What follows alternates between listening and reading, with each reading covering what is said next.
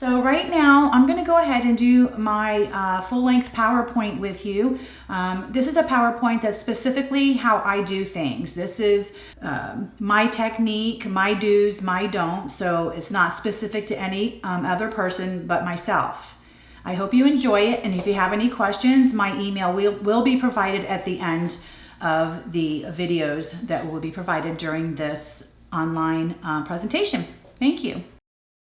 Okay, so just a little bit about me. I am from Naples, Florida, and I currently reside in Tampa, Florida. And I've been a permanent makeup artist since 2004. So I'm going on about 14 years now, and I've done well over 15,000 procedures of eyebrows. So I've definitely got my experience with some great clients, not so great clients, and some serious nightmare clients.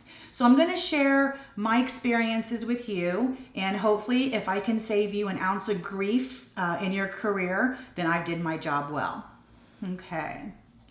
So most of you know that I use Nouveau Contour in my office. I actually have all three of their devices. I have the IQ, the 1000, and the original Nouveau Contour Intelligent, the one that's a little bit heavier. I do know the IQ is going to be replacing that. So it's my go-to machine. So, you know, what can I say? I've tried them all. This one is the one I use for my NanoLine technique. They've recently come out with some nano needles. The Nano 1 and Nano 2 needles that I use in my practice are my favorite needles. I love these needles. I have a hoard of these needles. I really feel that this needle implants the hair beautifully, almost like butter. And you'll see some pictures of my work with just one pass. You'll see some healed photos throughout this PowerPoint from 4 months to 2.5 years with zero touch-up. So they really nailed it with this needle. So I hope that if you are a Nouveau Contour user, that you'll give them a try. So most of you that know me know that I do use LI pigments. I've been using LI pigments now for about 8 years. I am a big fan of their pigments.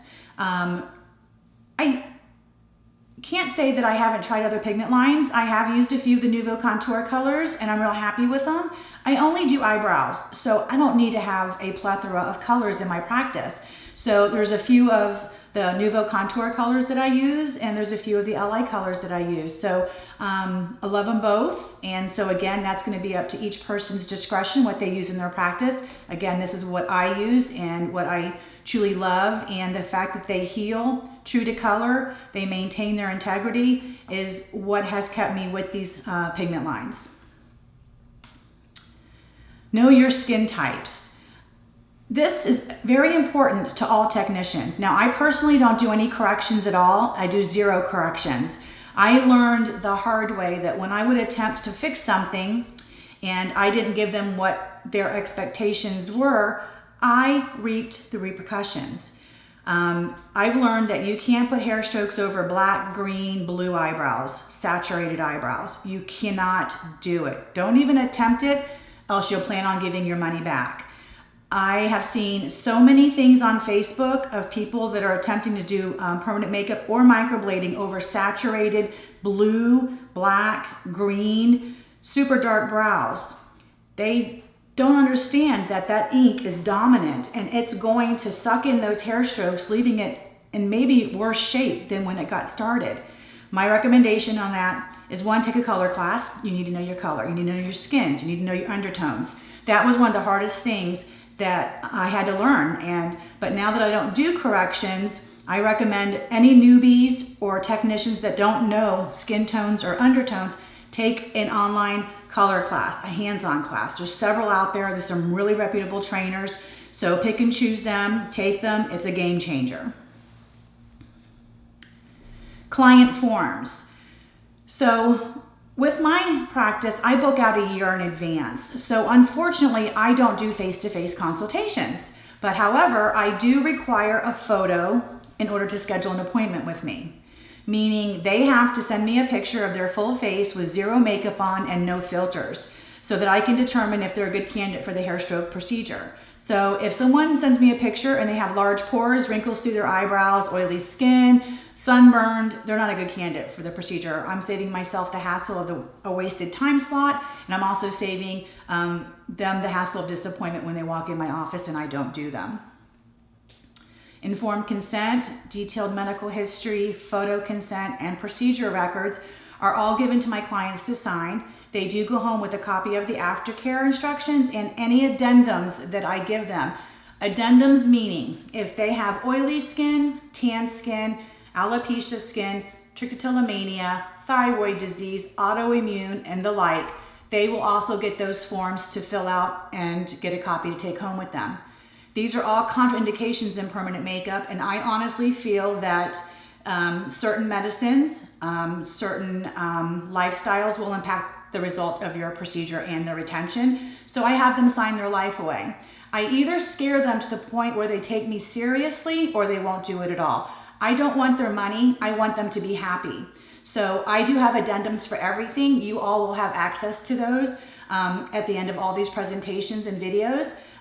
It also will be available to you on my alumni page. If you end up purchasing these videos and these presentations, you will have access to that as well on my student alumni page. Okay, so things to consider when you're doing permanent makeup. A lot of this stuff you can't learn in a 2-day class. There's a lot of 2-day classes going on right now all over the world, and there's no way that you can learn what seasoned technicians have experienced. So I'm hoping to give you some of the things that have happened to me, and you take away from that and going, okay, oh my gosh, that's happened to me. Now I know why I'm not going to do it again. So skin type, lifestyle, medical history, trauma, illness, psychological state, and expectations. These are huge when you choose a client. For instance, lifestyle. Someone works out, runs 5Ks every weekend, trains 7 days a week. To me, they're not a good candidate for having permanent makeup done, only because sweat is salt. We use salt to remove permanent makeup. Their pigment's not going to stay. It's going to fade away, completely blur, bleed out. It's just going to look terrible. So I will have them, if they want to still have it done, sign an exercise addendum. So I actually have an exercise addendum. If they work out more than 3 times a week, they will sign that addendum. Okay, so there we go. We talked about exercise a little bit. Medical history, obviously go through the medical history forms. If anything's a contraindication on the form or is questionable, just get them to get a doctor's note from their primary care. There's also other indications too. I have it actually listed on my website. If you look at my scheduling page, I have a whole list of things that I do not work on. Either I don't work on them or I have them sign an addendum. So feel free to look at my website under the scheduling page to check all of that out. Trauma, if anybody's injured their head, car accident, fall off a bike, ran into a wall, got hit in the head with a baseball, that does cause underlying trauma, which will make underlying scar tissue. So I do have a spot on my medical history form asking them if they've ever had any head injury or trauma. Usually when they do, I will give them the head trauma addendum. I have addendums for everything. I just feel like in this day and age, we have to protect ourselves. And if we have contracts, we're protected. Of course, illness, psychological state, and expectations are all things to consider as well. So if a client comes in with existing pigment from another technician, I will refer them to a removal specialist or to another colleague. I don't do any corrections at all, period, or people that have had eyebrow transplants. Remember, the client's not going to go out of the way to tell you that so-and-so did their eyebrows before you. Anytime you touch a client that's had their eyebrows done by somebody else, you're the last person to touch them. Your name is now on their face. Okay, unrealistic expectations. If a client comes in my office and they tell me they can't wait to have perfect eyebrows, that bothers me because they'll never be perfect. And I make it perfectly clear to them on my website and also in my paperwork that nothing is perfect. No two sides of the faces are the same.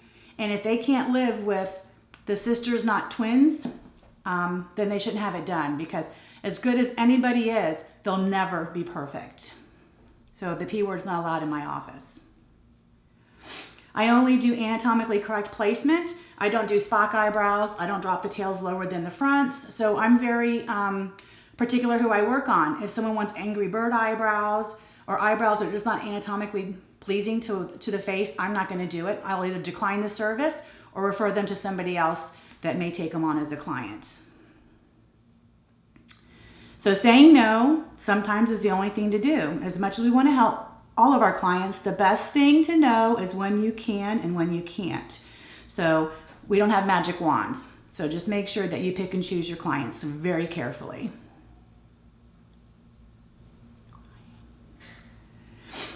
Okay, medications. Do a thorough medical history.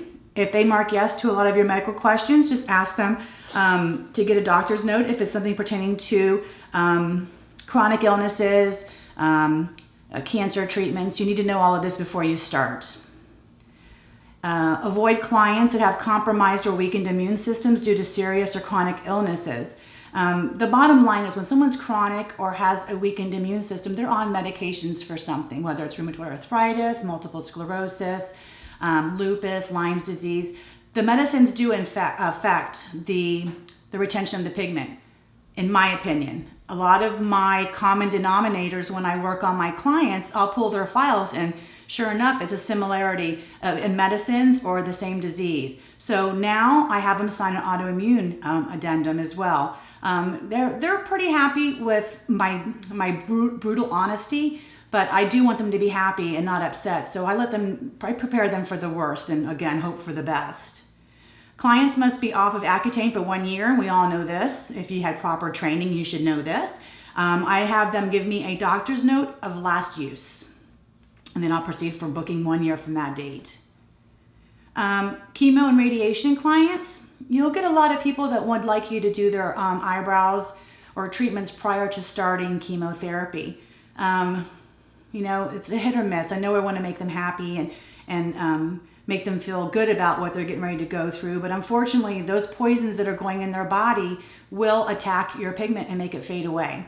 I lived this firsthand. One of my clients is a high school friend who had breast cancer, was on the 5-year medicine, tamoxifen, still on it actually. And unfortunately, none of her pigment stayed.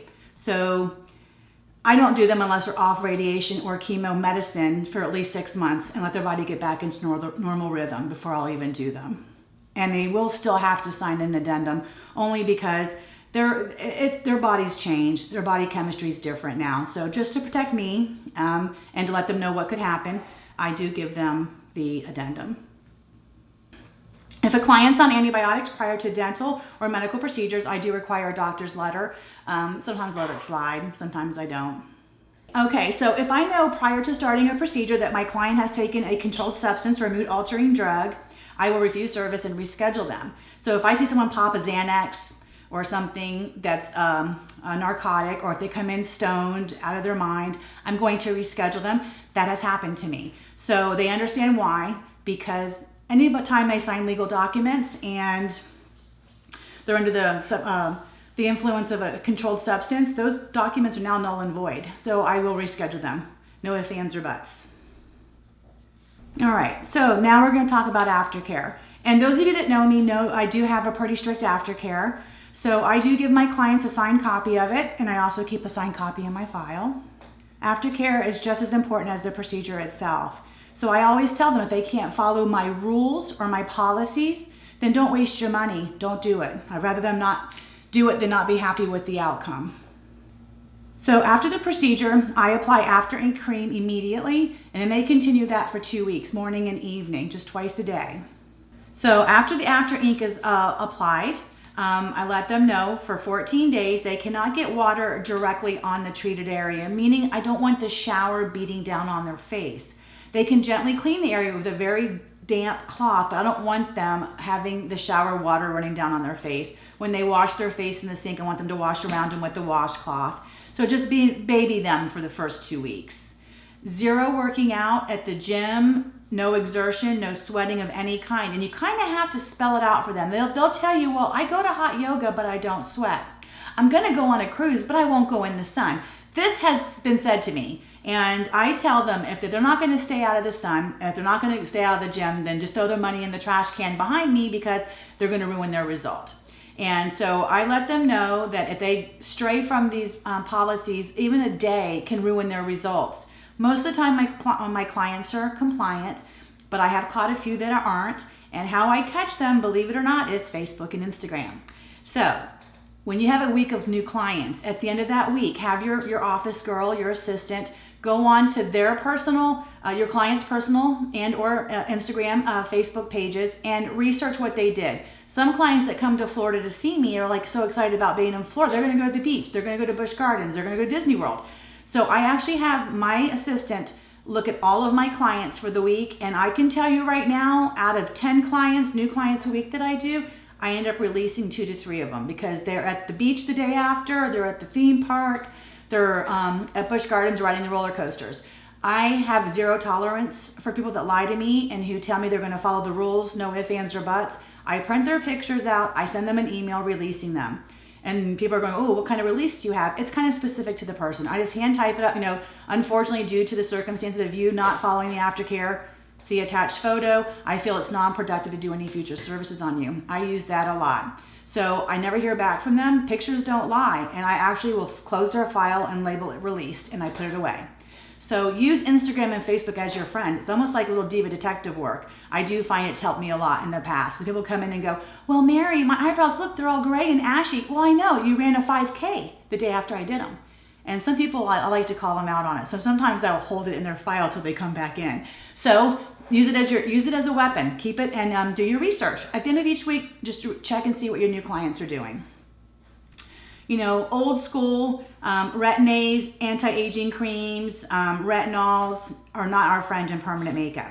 So even after they have to stay off them 30 days before, and I would say 30 to 60 days after, those creams will still fade them out once they resume using it again. So with that being said, you can actually, I don't have an addendum for this, but you could actually make an addendum. But they all say, well, I put it way up here on my forehead and I don't put it on my eyebrows. Well, we understand that, but it still travels 2 inches underneath the skin. So it does find its way underneath the brows that will cause it to fade. It's inevitable. It's going to happen.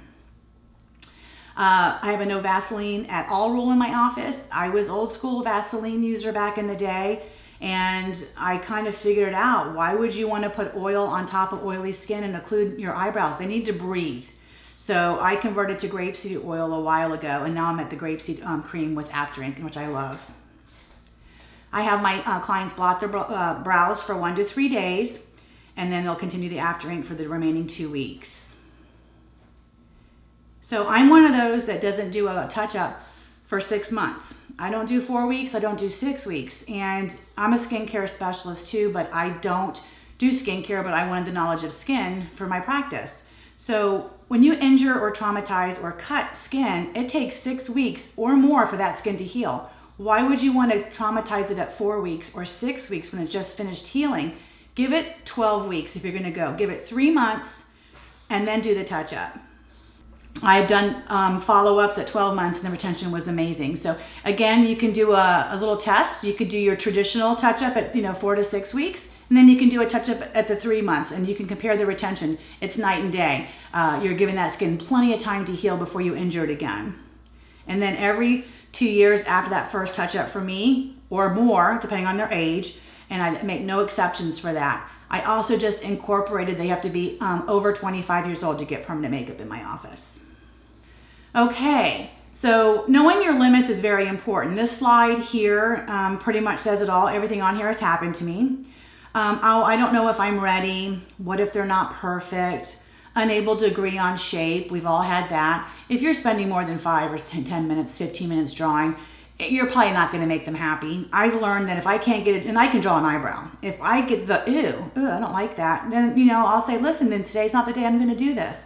I'm back to back with clients. I don't want to rush you. Let me just draw them on, wear them around and see what you think and get some feedback from your friends and your family. And then we'll go from there. We'll reschedule you. But unfortunately, you're going to have to wait a few months before I can get you back in. So those of you that are having a hard time drawing on your clients, sometimes you're overthinking it. A good mapping class, drawing class, is all you need.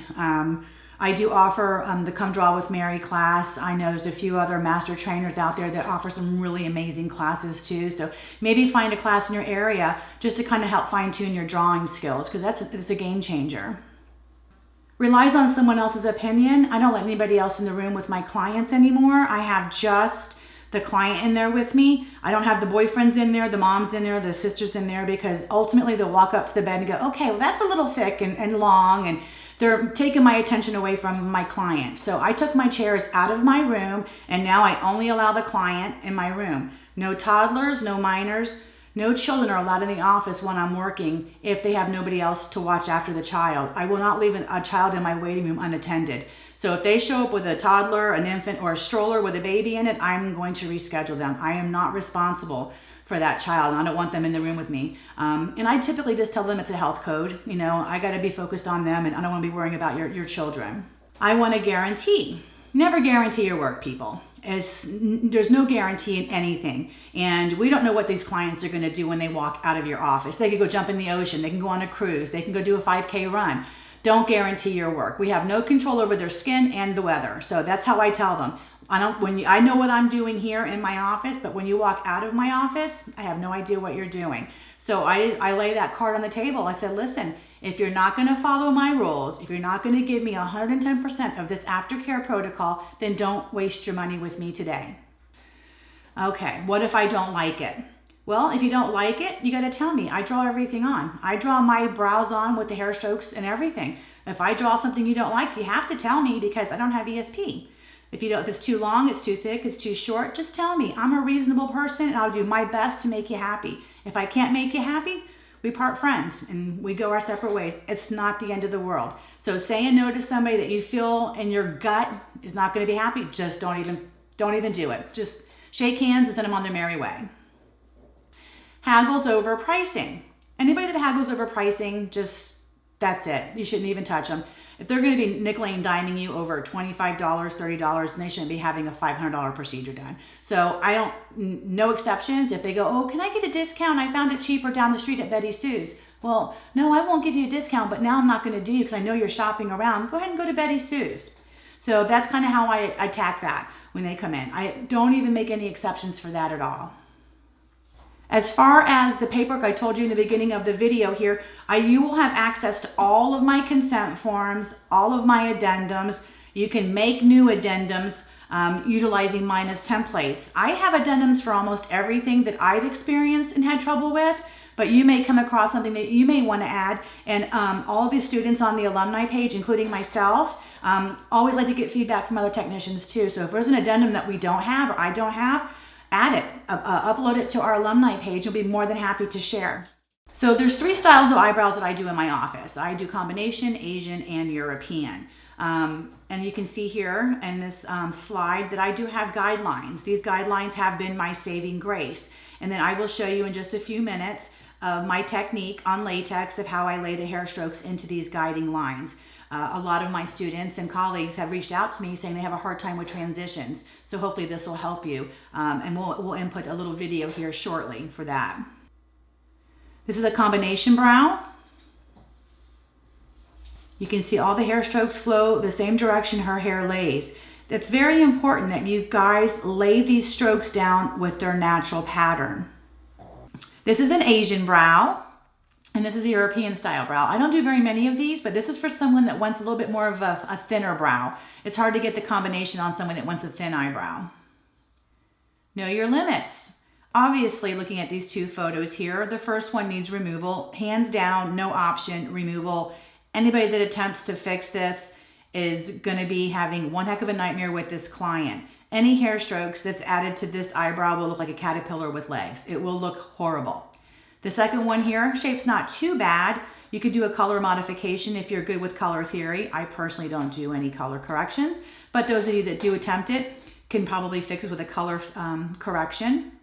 So old pigment is dominant and it will absorb the new hair strokes, period. Hair strokes will not stay visible in old pigment, especially in darker colors. Removal should be recommended. If you have to ask how to correct something, maybe you shouldn't do it. Knowing your limits. This is with thin or super skinny eyebrows. If someone comes in your office asking for this style of an eyebrow and this thin, don't tattoo it with hair strokes. It's going to all lay together. It's going to look like a little thin line. I personally wouldn't do anything on this girl. If they were hell-bent on having it this thin, I would not do it, period. Not even with a little thin ombre. A thin eyebrow to me is it ages you. And this is so 1990 anyway. I don't think any technician, I haven't seen it, would do something this thin anyways. Oily skin. I see a lot of this on Facebook. People that, what do you do when you have oily skin? Well, you know me, I don't do it. If I do it, if they're not severely oily, I will have them sign an oily skin addendum. And that goes for oily skin, combination skin as well. So I do have them sign their life away and let them know hair strokes may not be the option for them. Maybe more of an ombre or powdered effect would be better. But if someone's producing a lot of oils, it's going to blur either way. It's going to fade really fast. You're putting pigment into oil that's being produced from the inside out. It's not going to heal as nice as one would think. With that being said, I've had people have oily skin and large pores hold their color beautifully. So it can be the reverse where they actually can have good retention. But in my experience, that's one and maybe every 20 or 30 that I do. But I just prepare them for the worst, hope for the best. And if it doesn't do if it heals great, that's a bonus. That's how I look at it. Wrinkled, damaged, aged, sun damaged skin. Like this photo here, I'm not putting my name on that at all. There's really not a whole lot we could do for her. So again, I don't want her being upset with me drawing more attention to her asymmetrical eyebrows, the wrinkles in her face. So I unfortunately declined her services.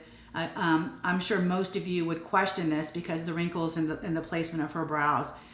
She probably would have been happy with anything, but I just didn't feel in my good conscience that I could do this and take her money because I wouldn't be happy with the result. So again, go with your judgment on these because she's a little old lady, and a lot of old ladies like their money. So I don't want to disappoint. Okay, so asymmetry. This lady's face this is her resting face. I did not do her. I actually referred her to my plastic surgeon for Botox. He sent me the picture, and unfortunately, permanent makeup was not a good fit for her at the time that she presented in my office. So he did Botox on her and made a huge difference, actually. I'm on the fence if I'm going to take her on as a client, only because if she wants to continue doing permanent makeup, the Botox is also going to have to be continued. It's going to go back to this asymmetrical look. Inevitably, it will go back to this look. Tan skin. A lot of technicians do work on tan skin. I've learned that living here in Florida, tan skin's not our friend in permanent makeup. Tan skin can bleed. Pigment can heal darker than expected. It can even fade prematurely because as they lose their tan, they're exfoliating all that dead skin, taking your pretty colors with it. So proper color selection is also difficult. So you don't want to favor someone's dark tan skin because it's going to heal darker in the inner when it's healing, and then you can't lighten it. So I have a tan addendum, and if someone comes in with a tan, if they're not super tan, I will do that with the addendum. But if they come in with a really dark tan, fresh tan, I'm not touching them. And I'll let them know that if they come in tan again, I'm going to release them as a client because they keep wasting my time. They know my Sophia at the front desk tells everybody, no sun 30 days before, no blemishes in or around the area. We let our clients know a month in advance prior to their appointment of this. So if they show up, it's a strike against them, and we only give them like one free pass before we let them go. Okay, eyebrow maintenance. I avoid threading, waxing, and tweezing the day of the procedure. I have no problem grooming them when they come in, but I tell them to do all of this at least a week before and not during the day of the procedure either. We don't want to open up the pores and push white pigment into those open pores. And sometimes when you have a fresh wax, it can cause little pimples as well. And we don't want to take any chances of having to cancel an appointment because of a fresh wax and they have little bumps and pimples from the waxing. Bleaching. Eyebrows, which I've only seen a couple in my 14 years, but if someone bleaches their eyebrows, I won't do them only because bleach obviously has chemicals in it. It will impact our pigment. So I refuse anybody that bleaches their eyebrows. No ifs, ands, or buts. So these little twinkle razors are amazing. They're great little tools. You can get them off of Amazon. They're 36 for like $12.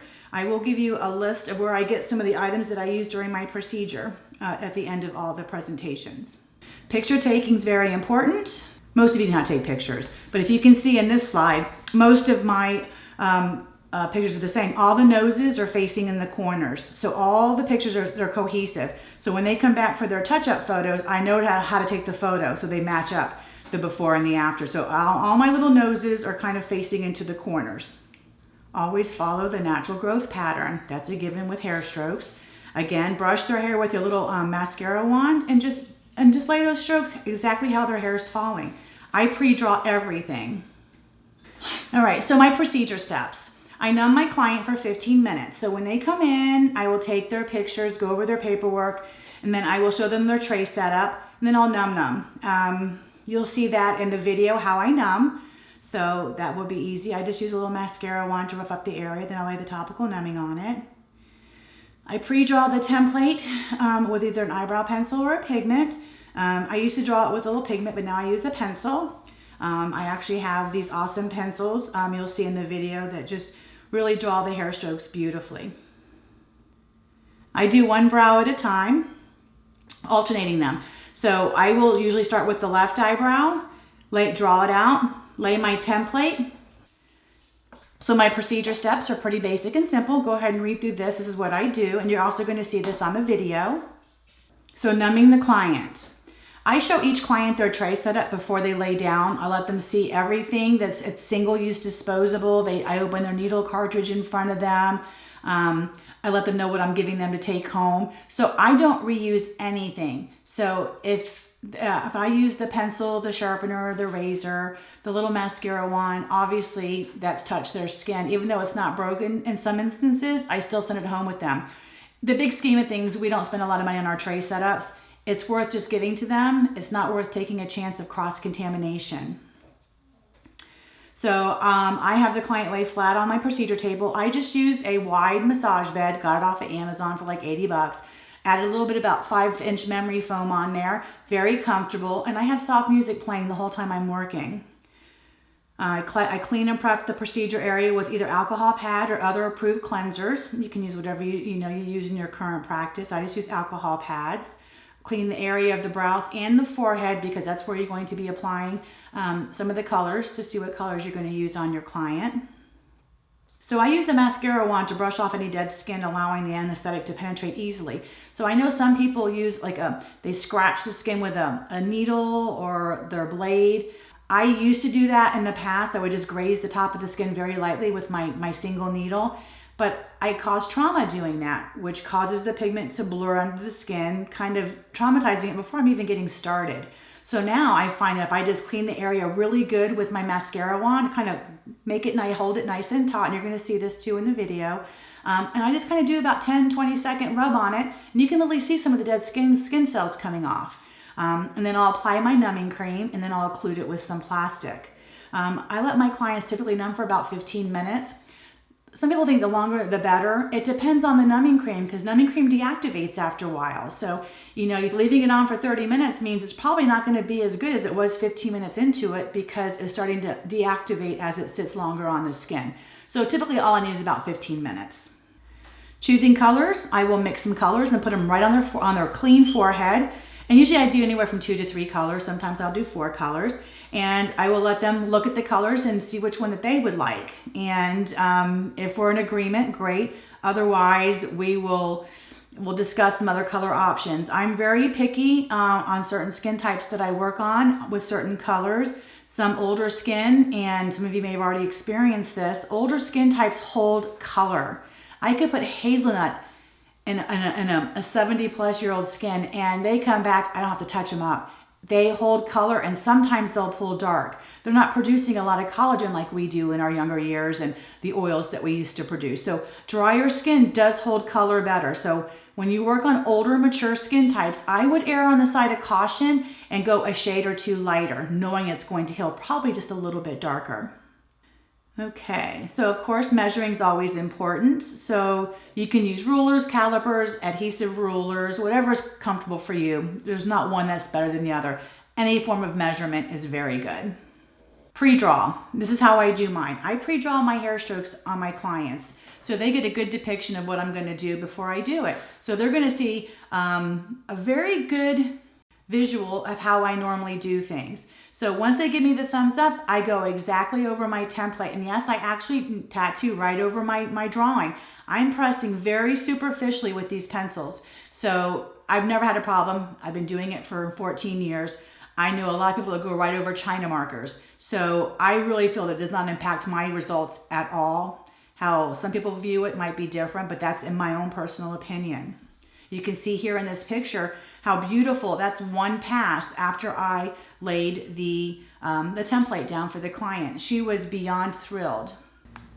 Pre-draw.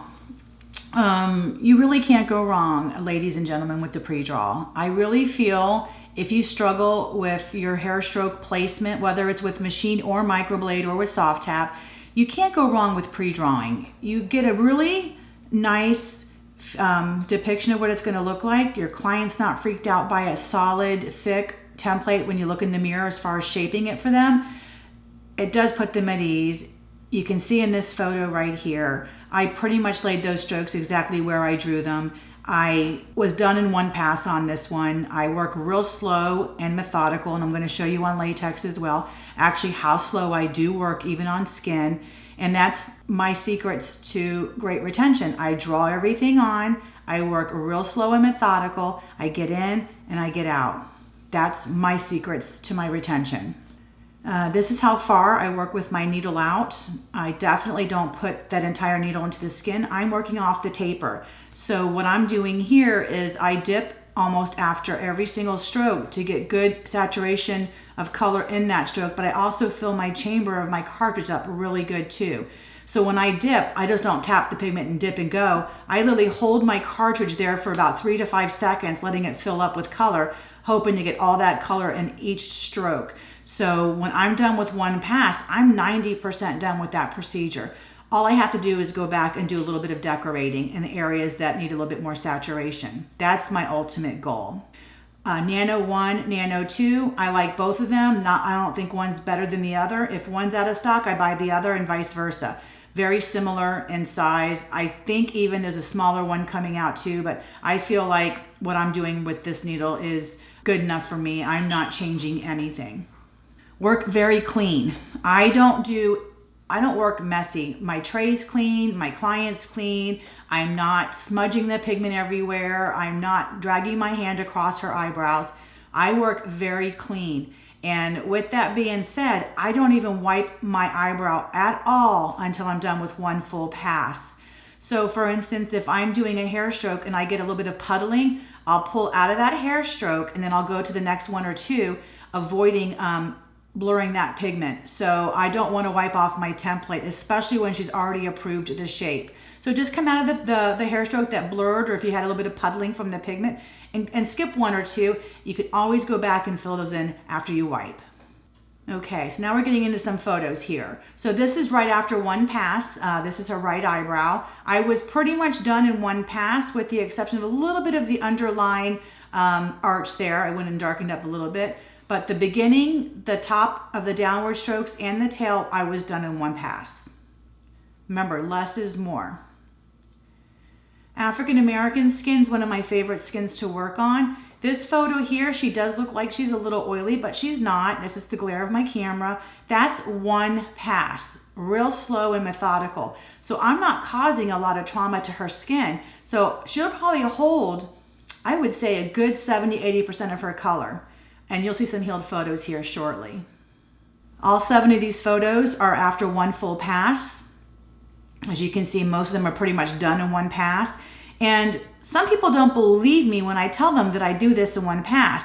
My students and my colleagues that have actually seen me work in person do see this, and it is achievable. It does come with a lot of practice. You know, it took me a good 12, 13 years to get to where I am. Technique-wise. So I always tell my clients, don't beat yourselves up. You have to practice. You have to draw. Don't get stale. Keep going, whether it's on latex or building your portfolio on models. Don't get stale. You have to practice continually. This is retention after one full pass. You know, what I do works. I've helped a lot of my colleagues and my students really improve their technique. Did it happen overnight? No. Did it happen in 5 months? Maybe not. But I have students now that are sending me photos from a year to 2 years that are nailing it now. So with time, effort, and practice, it is achievable. And I just think that you need to be patient and don't beat yourself up. Each one should get better than the last. You learn from every mistake that you make. I've done it. Most colleagues and technicians in the industry have done it. Nano 1, this is with the Nano 1 needle. Again, Nano 1. So I'll be flipping through some photos here for you to view.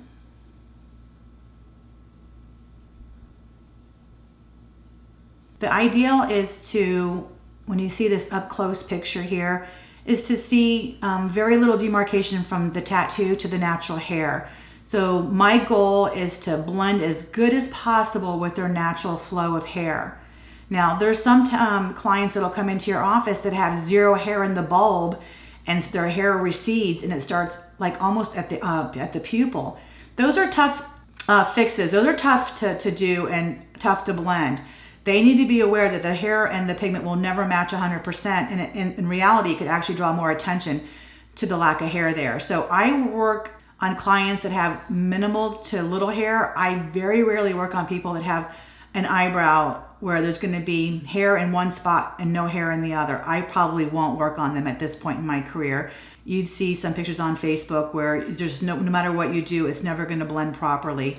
And that does draw attention to the client's happiness or unhappiness with it. Their realistic expectations are out the door. They think that they're going to have flowy, fluffy hairs in the areas of no pigment. In reality, it's going to draw more attention and it can look more fake to some people. So I choose not to do those anymore. Again, a beautiful African American Nano 1. This woman, believe it or not, African American, had a lot of freckles. This is not sun damage. Her whole body was covered in freckles. Beautiful, beautiful woman. So with this case, by me requesting photos ahead of time was a game changer for me because I was able to allow more time for her appointment because I had to lay these hair strokes methodically and precisely in areas where they won't end up in a freckle. I don't want each hair stroke to have like a little freckle at the top of it. So I had to draw every single stroke exactly where I was going to put it before I start. So this took me a good 2 hours to do because of the amount of freckles that she did have on her face. But boy, did the result come out just gorgeous. Another Nano 1. She already had a beautiful template to work with, so I just enhanced what she has. And some people will go, well, you know, I have a lot of hair. Is it going to be cheaper? In reality, when they have a lot of hair, it takes me a lot more time because I have to move the hair, I have to brush the hair, I have to manipulate the hair to see where I'm working. So it actually takes me longer to do somebody with a lot of hair than it does with somebody with no hair. So no, I don't discount for that. This is Nano 1 with brow stippling. Brow stippling is like what they do on the scalp, just little pointillism dots to give a little backdrop in the area behind the strokes where there's no hair, just to give it a subtle backdrop, not a bunch of color, just a very delicate graduation of color into where they have hair from where they don't have hair. And you can see clearly here those first 3 strokes. I added some stippling behind them, and then I also stippled the lower frame of the eyebrow. It just gives it a nice finished look. Another Nano 1. Pretty much all of these are Nano 1s. I will show you some that I've done with the one liner before I started using the Nano 1s too, so I still got great results with those as well. Beautiful Asian style eyebrow. With African American skin, dark skin, some Indian skin types, you want to leave a little bit more space between the hair strokes so that you can see the skin and the stroke, a little bit more of a demarcation, because the darker the skin, the less visible those strokes are going to show, ultimately because of their darker skin. So this way they still have that little bit more natural look and the breakup of skin and tattoo. Okay, so now we're getting into some healed photos. So this is healed 4 months, only 1 procedure. You can see here where the 2 little arrows are. Those are the only 2 little strokes I went in and reinforced. Now, when they come back for a follow-up, I don't charge them $150 for this because, one, I'm getting the picture, which to me is worth $150. So I charge them a needle fee. I'll charge a flat $25 fee just to cover the cost of my needle. I won't even numb for this. I'll just go in and do it, and then they're done. If it's 1 stroke, I'll be nice and just do it for free, but I get that picture. The pictures are what's going to sell your work. Ultimately, your healed results is what's going to sell your work. Another one healed 4 months. No, this was no touch-up. This is just a healed photo at 4 months, so I won't see her again for 2 years. Again, 5 months. As you can see here, older skin type, mature skin. I did nothing on her. She held her color beautifully. And that's a light color. That's hazelnut. And it went in dark and it healed nice and just like a medium brownie taupe on her skin.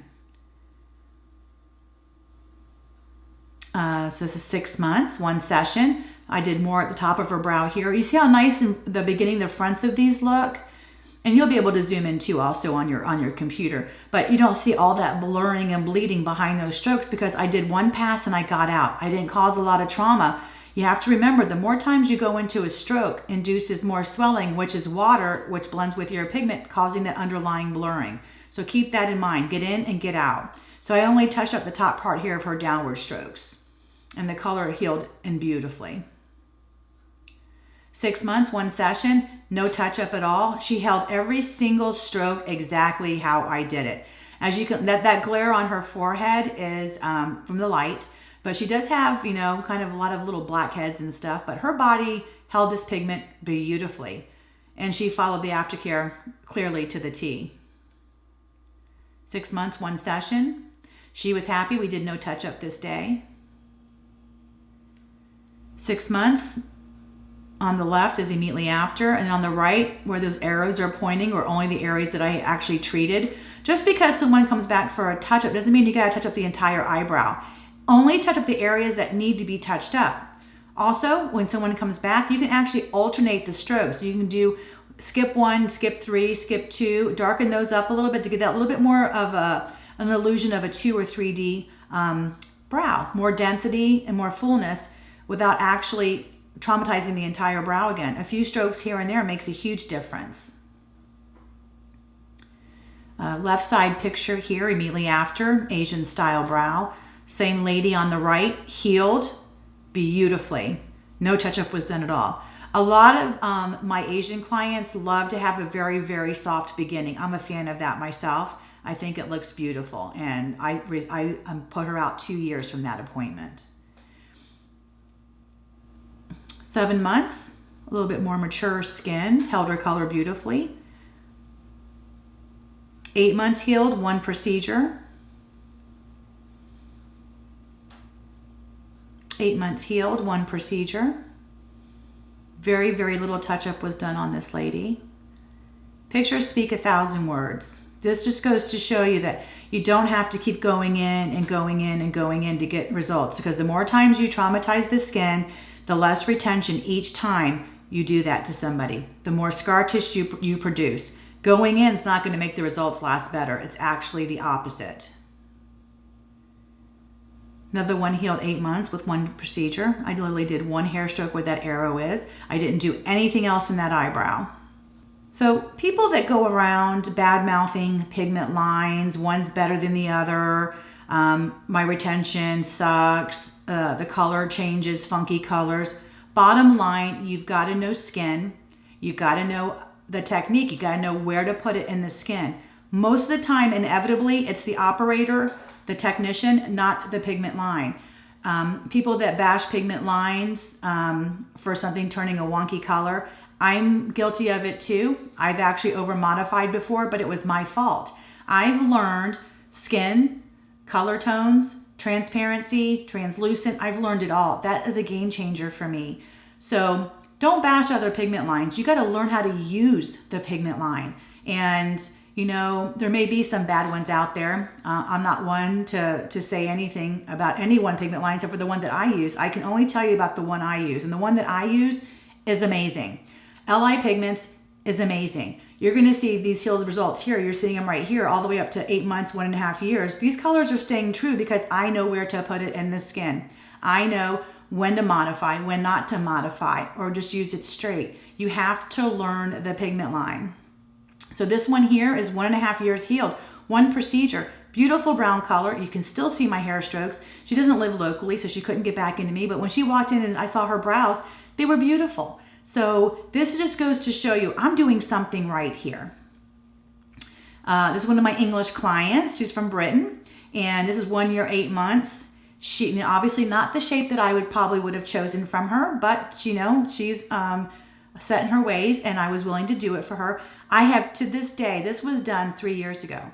This is healed 1 year and 8 months. I to this day have not had to touch her up. I make her send me photos, and they look just as good as they do in this photo right now.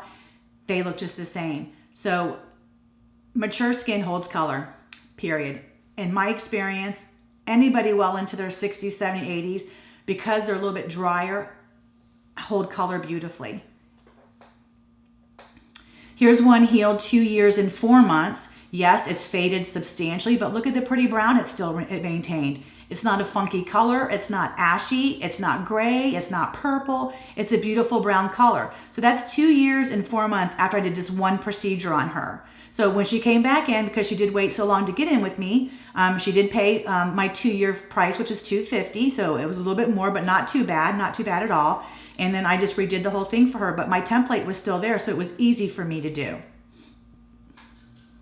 Here's one healed 3 years since I did her original procedure and after her first touch-up was 2 years ago. So yeah, much faded, but look at the beautiful color they maintained. The hair strokes are actually still intact. She is oily and has large pores, but we're thrilled with the retention and the shape. They did, however, blur a little bit under the skin because of the oils in her skin, but she was fully prepared because I gave her the oily skin addendum.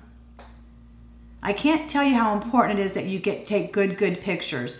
As good as our eyebrows look the day after we do them, ultimately, this is what your client wants to see. They want to see what they look like in 4 or 5, 10 years from now.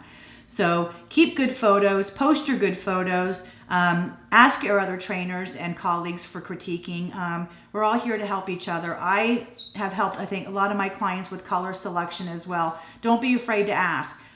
With LI Pigments, Taryn is one of the most giving people. She answers questions throughout the entire day. She is a workaholic. She is the LI guru. And I truly feel that, when someone's heart is into something 100%, you get 100% back. So if you haven't tried LI, I don't get nothing by telling you this. Try it. Just check it out. Their color line is amazing.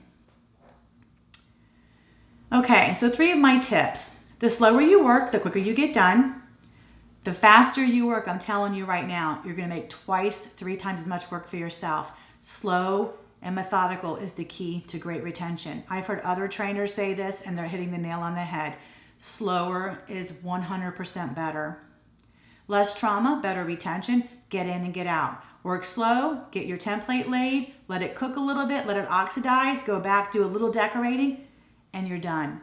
Don't overwork the skin. You're going to cause way too much trauma, which is swelling, which is water, which is what's going to cause your pigment to bleed and blow under the skin and look blotchy. And always, always, always go with your gut. If you have a client that doesn't give you the warm and fuzzies, don't do them. Every time I've gone against my gut, I've regretted it. I've lost sleep. I can't eat. I get nauseous. We don't want unhappy clients. So with that being said, if you don't feel the warm and fuzzies, don't do it. Wouldn't you rather them be mad at you for not doing it than doing something that you shouldn't have done? I've learned that the hard way, one too many times. So hopefully that'll help you in the future of not having to deal with anything. With lots of time and practice, continued education, advanced training, you will continue to improve your skills and techniques. I thank you so much for allowing me to share this PowerPoint with you. I hope you took away a few pearls with it. Again, at the end of all these presentations and videos, I will have my email address, or you can Facebook me. You can message me on Facebook. Just allow a few days for me to respond. If you have any questions pertaining to any of the slides that you've just seen. I hope you enjoyed it. Thank you. Okay, so I'm going to show you the 3 patterns that I use in my office. 2 more than the third. I don't do much of European. I do a lot of combination and Asian. So my guideline for my combination is my little guideline that goes about 1/4 way down the eyebrow. And what this does, it's my guideline for my downward strokes and where my upward strokes are going to meet without them looking like a fishbone. So I'm going to draw my basic little pattern, nice, soft, subtle beginnings. And these are going to curve in to my cheat line now. Curve in to my cheat line. And follow it through. As you're enforcing this with your pigment, it's going to look more thicker, denser, and like a pinched hairline. Stagger the strokes, so one's a little bit high, lower, a little higher, a little lower, a little higher, a little higher. Make it unfinished but finished, if that makes sense. And by layering these hairs into your little guideline, it gives that illusion of a pinched hairline. The downward strokes are going to be the same angle as your arch. This nice flowy stroke here is going to be the same angle as the remaining 3 or 4 of the strokes that we're going to be doing. Nice flat, not too curved, not too hooked. We want them nice and flat. Asian, my guideline comes from this way and I curve it here. So now all these hair strokes in this area here are going to curve into this cheat line. Starting to curve and lay them down towards your cheat line, staggering them, blending them, curving them. Nice curved, laid down strokes, not straight. Curve. You can see that is all of it lays in here. Now make sure when you do it on skin though, when you're machined, you're going to actually tattoo this into the cheat line and let it fall through. Curve this into your cheat line, follow it through it. So as you densen up this cheat line, it looks darker. Downward strokes are going to fall suit to this line. So downward stroke, and yes, these are long strokes. So it's important that you make sure that your machine has plenty of ink in it. So when you dip, make sure you dip for a few seconds to fill up your cartridge. So, but obviously we're not going to leave these lines on our client. You're going to do some blending and some branching off of these. So what that means is you go into one, try not to go at the top, come down a little bit further, come out of it, blend into the one next to it and follow it through. So you got your combination, your Asian, and now your European, which is more for a thinner eyebrow. So my line that I use to start my Europeans, I always draw in my tail line. So I follow my frame, and now I got my tail line going. So these will be where my tails are going to fall. So European eyebrows all go the same direction. There's no downward strokes. They all go the same direction. So you're going to be doing a lot of staggering and blending here to make it look natural. Okay, so I'm just following a pattern here. Long ones, short ones, blended ones, tall ones. That's the only way you can make this look natural. This is my least favorite to do. I do not do a lot of these. I don't do a lot of thin eyebrows. I only do medium thickness to full eyebrows because at this point in my career, I can be a little bit more selective who I want to work on. I personally like a fuller brow. So there you have it. Combination, Asian, European. And now I'm going to show you movement and speed on the latex. A couple things that I see on Facebook and in some of my students' work, these are some don'ts. You never want to start all your strokes like this. That looks horrible. So this is a don't. Don't do that. Don't bring your downward strokes down in straight, harsh lines. Because when you do these, what's going to happen? You're going to get a herringbone effect. That's a don't. Another thing that I see my clients do is make sure you stagger your strokes, but you touch and kiss the top line. Kiss it, follow it, and get out. That will give the illusion of a brushed hairline. You don't want to go like this and follow. You're going to have a blunt line from here to here. We want the top to be super soft. So kiss the top line and feather out. Curve, feather out. Kiss the frame. Another thing too that we see on a lot of hair strokes is you see a lot of this, where they go and they meet like a fishbone here and the tail. They should flow very methodically angled the same direction when doing a Caucasian eyebrow. If doing an Asian eyebrow, they should fall this way. Nice, subtle. You don't want to have any crazy tails. So this is a definite no. Okay? Okay, so I'm going to show you real quickly my movement and my speed. So what I do on this latex is exactly what I do on my client. And you see when I dip my needle into the pigment, I'm holding it there for a few seconds. I really want to fill my chamber up with some color. You'll also see this on the video. Keep your needle nice and clean, gently wipe down on it.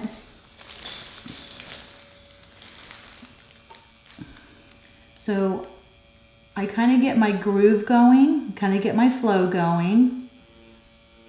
Get going nice and slow, nice and slow, nice and slow.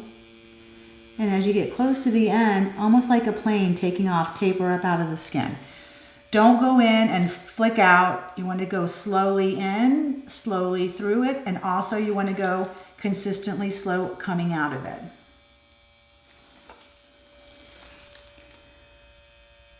I'm using just the taper of my needle.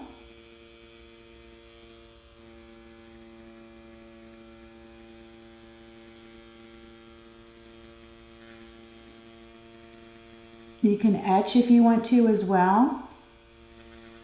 For the sake of the video, I'm just going to go real slow. Kiss my frame and out gently.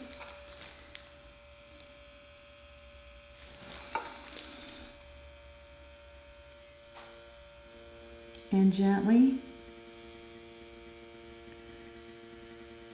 The most common thing with my students, I find, is they work fast. So getting them to slow down is the hardest thing for them. So once you get up to your frame, slow down, slow down, slow down, taper out right at the frame of your brow. You want to touch your pencil drawing, else you're going to have a dip where you didn't bring it to the pencil. Don't go outside your pencil drawing, just go to your pencil drawing. So now these hair strokes all below my guideline are going to go into my guideline. So I'm going to curve all these into my guideline now. I'm going to go into it. I don't care how far you go into it. I want you just to make sure you go into it at least halfway through and then come out. We want nice density here. So if you go to the line and stop, you're going to have a space between your downward ones and your ones that come up from the bottom. We want it to all blend and meet perfectly at that guideline.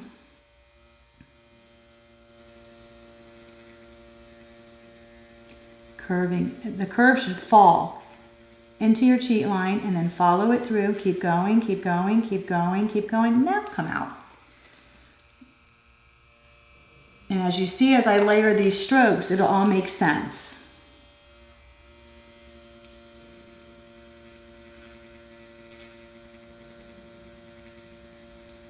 Curve into your cheat line. Keep going, keep going, keep going, keep going, keep going, and now come out. So you can already see how nice that transition is. It looks pretty. So the more we put into it, the prettier it's going to lay and look.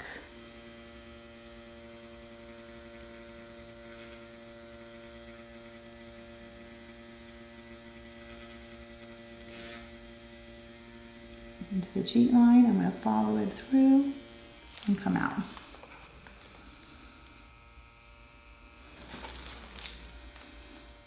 So you see I'm dipping after every single stroke. Dip after every single stroke to get good saturation into these strokes.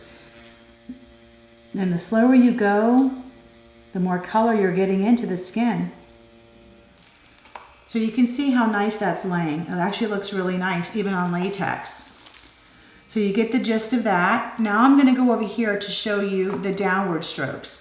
Now with the downward strokes, I dip for every 2 hair strokes. I want it to be very light. So the front 3 brows should be the lightest. Your top downward stroke should be the lightest. Underneath should be the lightest. And the darker should be right medially in the middle of your eyebrow. So I'm lefty, obviously, so I start at my pencil drawing and I come straight out of my pencil drawing, no etching, this nice, slow, methodical movement, laying it down, touching my cheat line, and then coming out. Gently, taper only of my needle. You can see just the taper of my needle, touch my cheat line, and come out. So now I'll dip again, so like after every 2, so we don't run out of color. I'll dip.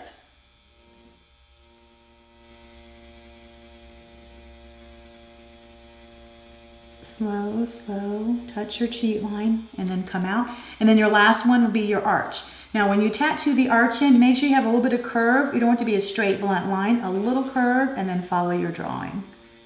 right to where it meets that. So I'm going to go ahead and finish up these strokes, and I'll wipe it off and let you take a look. Again, this is going to come with practice. Just draw, draw, draw. Lay in bed and draw with a cup of coffee. That's what I do. That's kind of what I did to play around with actually these 3 techniques. It made my life a lot easier. Nice, slow, methodical movement. You see how firm my hand is? It's this firm on their forehead too when I work. Okay, I want nice, firm grip on my clients when I work.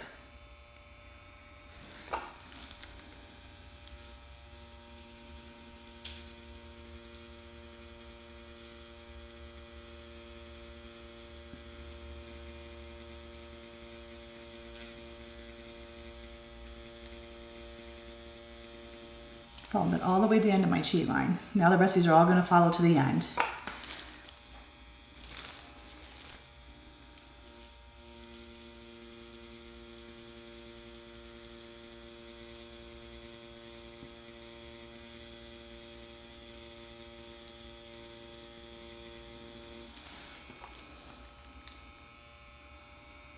It's important that you see the tip of your needle. I'm working just off the taper of my needle.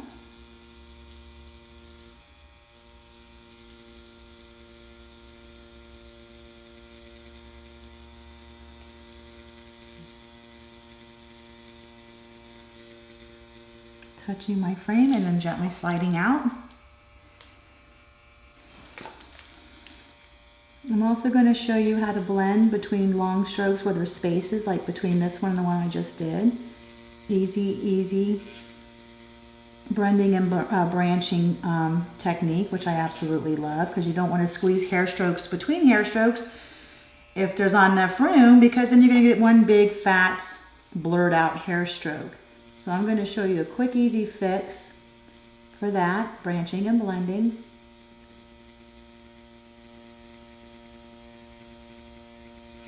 Curving into my frame and then out gently.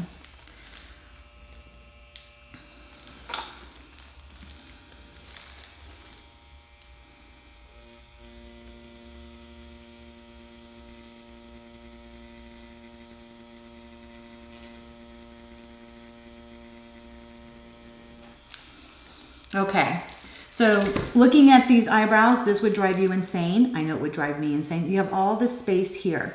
So what you're gonna do, like I showed you on the pencil drawing, is you're gonna come from one hair stroke and go into the next one below it, making sure they all flow the same direction. So I'm gonna come out of this stroke here, and it's gonna fall into the one right below it. So I'm gonna kind of get my groove started.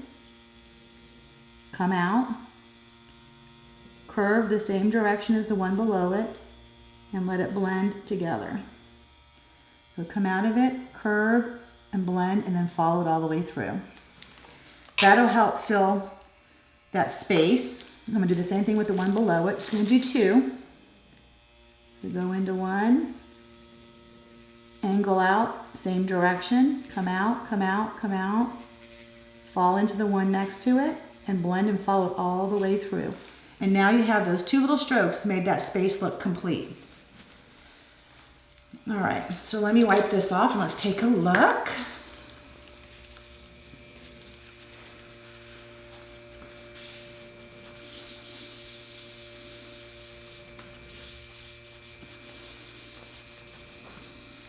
All right, so I'm just going to show you a couple little decorating tips, and then this one, and this is the same thing you'll do on the Asian and the European too.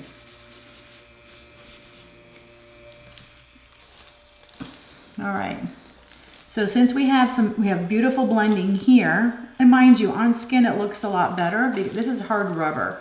So now we're going to do some branching and blending. So I'm going to go between these 2 here, curve into the one I just did here, and let it fall through. So now I'm making this even denser. I want this pinched hairline to look nice and full. Fall into it and follow into your cheat line.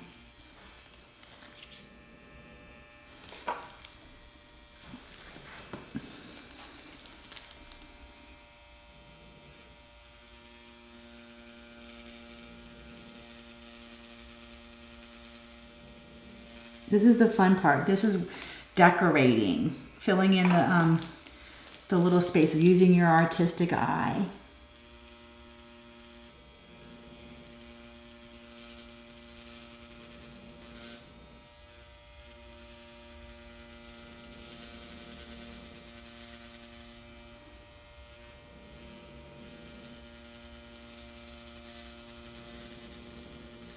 All of them still ending up in your cheat line. These are already nice and tight through here. This is where you want the density, right in the middle of the eyebrow, in the medial section here.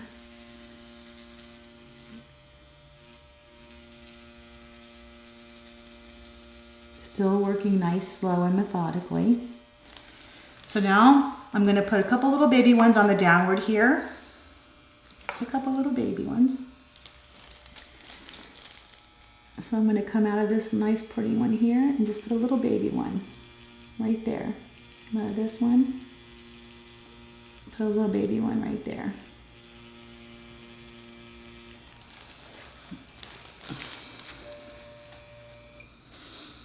So this way you kind of get the gist of how the hair strokes lay.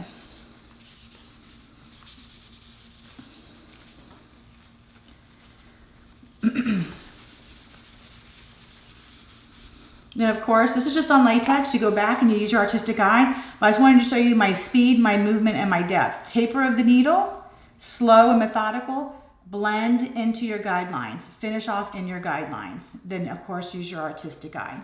I hope this helps.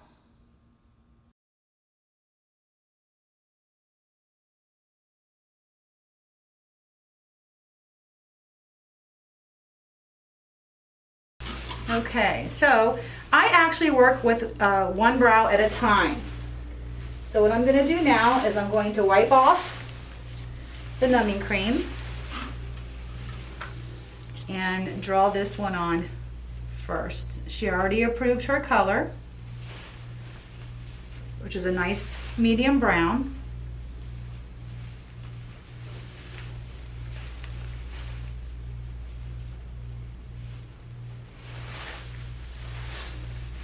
And when you draw, make sure the skin's really nice and dry.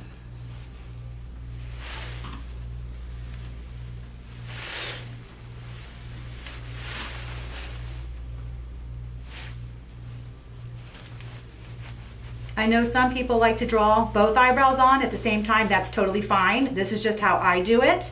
It works for me. I feel like I spend a much less time drawing because once I used to draw both eyebrows on, I would tweak the implantation by a little bit, then I have to redraw the right one on anyway. So I just do one at a time now. So I'm just going to clean up the little stragglers in the area that I'm working. Always have your little mascara or spoolie handy. It's going to clean up all her little stragglers. Gives me a nice clean edge. Right up to the shape of her anatomically correct eyebrows. It's very important too that for aesthetic purposes that you do groom the eyebrows either before, during, or after the procedure. You don't want to post a picture of your beautiful work with a bunch of stray hairs all around it. So take the time to groom it up for them.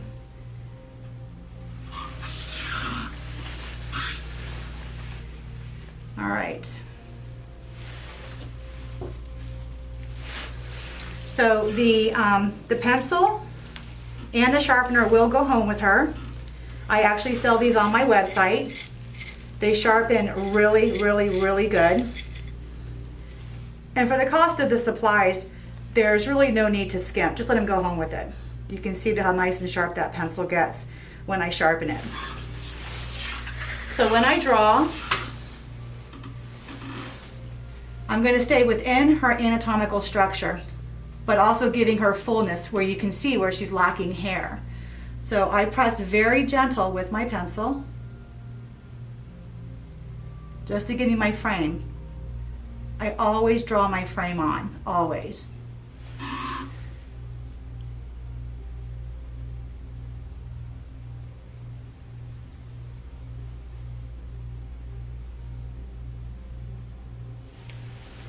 Now I'll go to the bottom.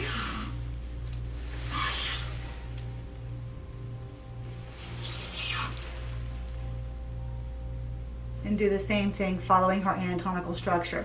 Now you can see where I'll be extending her hair a little bit down where she has lack of growth. And I follow my line all the way to my frame, curving it into my frame so that it blends. Now I have my start to where my tail should begin, right here, and I follow it that way. Have your little spoolie handy at all times. Have their hair brushed. Now, by having this line, I can actually lay my template for the remainder of my hairs to fall suit. Nice long strokes. If they're too short, they will shrink up to little dots, and we don't want little dots. You can see I have long strokes here. And then one more little one right here. Okay? Now, a lot of people have a problem with the transition. So she's going to get a combination brow, which means she's going to have strokes that curve up into the frame and some that come down from the top. So I usually start about a quarter way in and I draw a little cheat line. This is my little guideline. This has been my saving grace. So now I'm going to make my cheat line all the way to my frame and it falls into my frame. So now I have a nice start to my downward strokes. Downward strokes should follow suit to the arch here. You don't want long, sharp downward strokes. You want a nice soft curve to your downward strokes. So I'm actually using her hair as my guide. So I'm just going to follow behind her hair that's growing down here now. I'm just going to give it some density here and fullness. So that's my downward. You can see clearly how I did that. Remember, this is just a pencil. It'll look a lot more softer with the needle. So you can get the look of it there, how I have a nice classic look. Now, with me being a lefty, I'm going to turn sideways. I'm actually sitting sideways with my knees facing to the right. I'm going to put a little gauze over her eye to protect her eye from my hand because I will be pulling this way a little bit. So I'm going to work here. I don't like to do a straight blunt line. I will give what we call like a little bit of a round and a straight. So I call it scround. A little bit of both in the beginning, but soft and natural. So very delicate, barely pressing on her skin with my pencil. And stagger them up, down, longer, shorter, not all the same uniform in the beginning. You want that to be more spaced.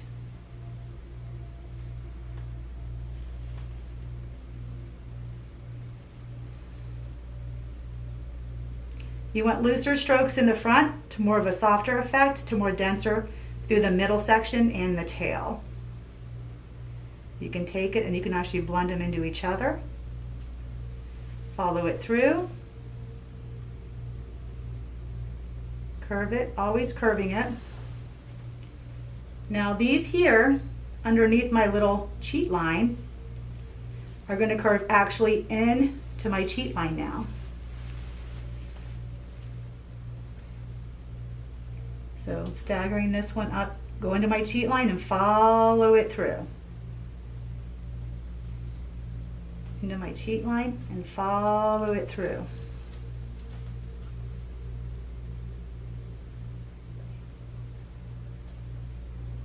Finish it off. Make sure you don't just go to the line and stop. I'm just going to sharpen my pencil again. I honestly don't think that I could work without my pencil, my sharpener, and my mascara wand. Protect her eye.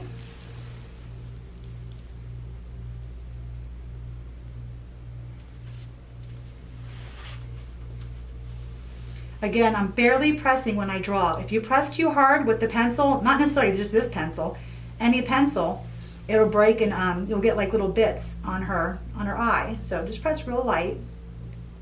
Everything curving into your frame or into your little cheat line. Okay. So where'd that take me to draw? Maybe 4 minutes to draw that on.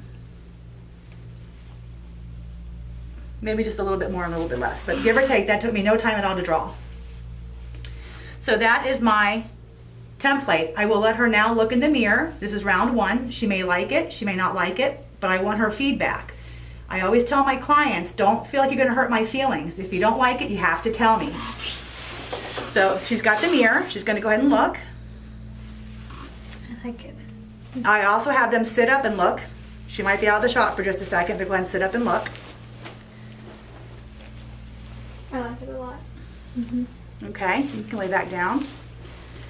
So she gave me the thumbs up. I'm pretty good at getting it on the first draw. I listened to my clients. She showed me pictures, and I actually had a idea in my head what I wanted to do on her. She's got a nice template to work with, and so this is one we're going to do. Scoot down just a little bit. There we go. All right, so I'm going to go ahead and get started now on this eyebrow. I'm going to be using the Nuvo Contour IQ and the Nano needle. This is, as everybody knows, is my favorite needle. Love this needle.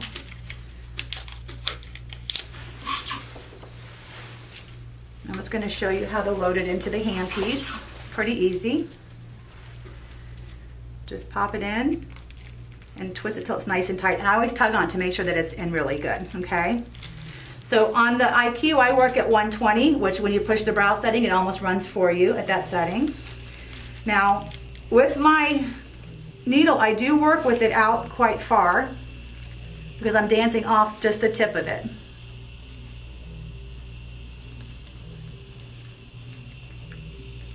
It's a tiny, tiny needle. Okay.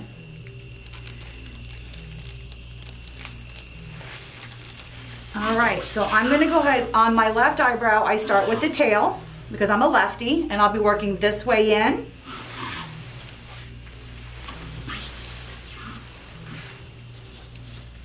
I keep my pencil, my spoolie, and my sharpener to the left of me so I have access to it real easily. Nothing worse than trying to turn around and grab stuff.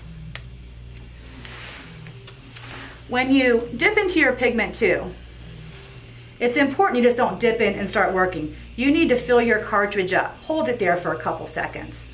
Get the color in there. These nano needles are tiny, so you have to help it like load up into the tip of the cartridge here. So you have great retention and saturation of the color. So I do that with almost every pass. Okay. So when I hold her, I'm not doing a crazy tight stretch. I'm actually just giving a little tension to her skin to keep it from wiggling too much. So I'm just kind of pushing down a little bit. So I just do like a three-way stretch, pulling it with this hand here with the machine, a little bit of high, and these two with the angle of my tail. All right, so here we go. So as I get started, I do kind of like a little dry draw, kind of like, you know, just get my groove going. So I like just not really sticking to the skin. I'm just kind of just getting my groove going. Now I'm gonna go. These I don't do a lot of etching on because they're so short. Out gently. You don't want to go in and flick out. You want to go in slow and you want to come out slow.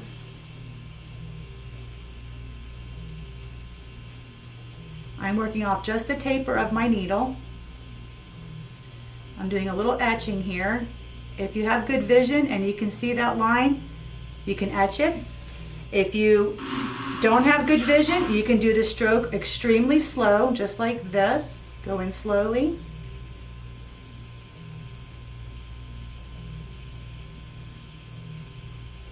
So that all that color is saturating into that hair stroke. And out gently.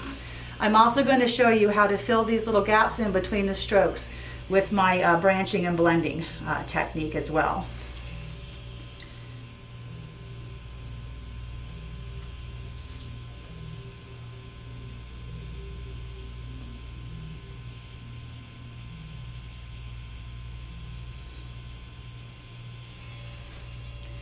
Mind you, I'm dipping after every single stroke at this point. I want all this color to go in nicely into each of the hair strokes.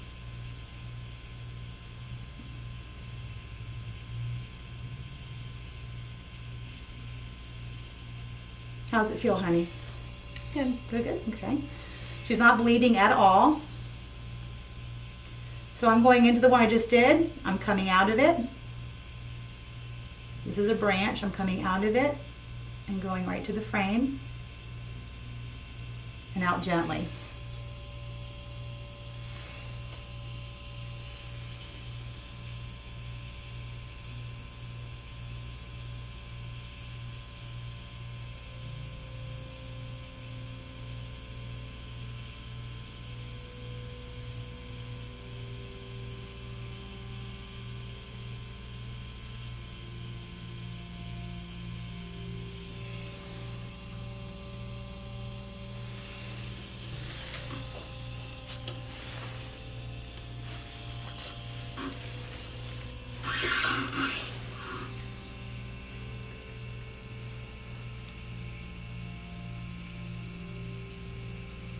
So I'm edging down, edging back as far as I can see my nice clean line.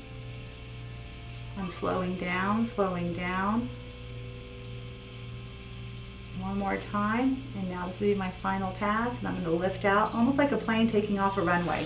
Just graduate up into the air very slowly.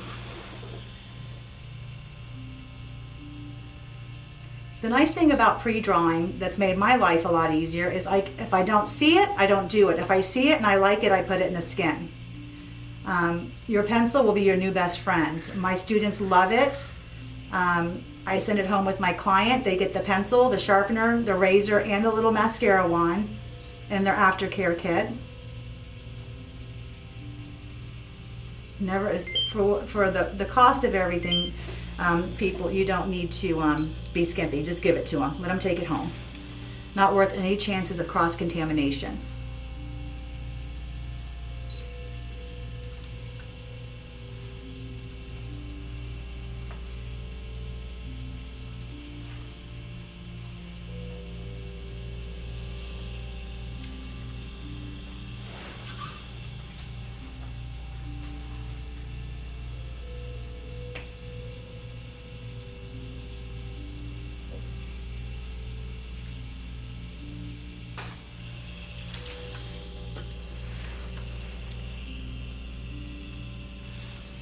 Try to work as clean as you can. The cleaner you are when you work, the less issues you have with having to wipe. I don't do any wiping until I do one full pass. I want all this pigment to saturate into these hair strokes.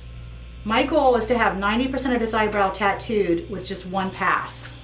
So you know what they say, the slower you work, the quicker you get done. You work real fast, you're going to be doing it a few more passes. And my goal is to do less trauma on her. Get as much color in as this first pass, because it's true to form. Less trauma does equal better retention. At least in my case, I feel it does.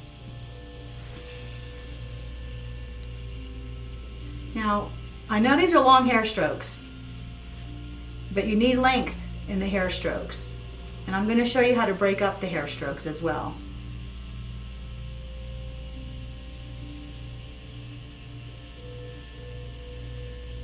Slowly, slowly, and lift out gently. All right, I'm going to do her downward strokes. Someone's going to push her hair out of the way.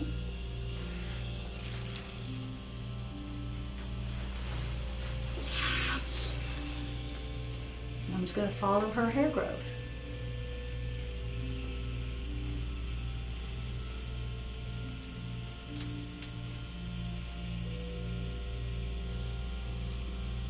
As you can see, I'm not doing a lot of dipping here. I want these to be a little bit lighter than the rest of the brow. So ultimately, the beginning of the brow, the bulb, the upper portion of the downward stroke should be lighter than the rest of the brow. Nice and slow. All right, now I'm going to turn myself sideways. I'm going to pull these bulb strokes to me. And by sitting sideways, those hair strokes almost lay for me instantly by themselves. So,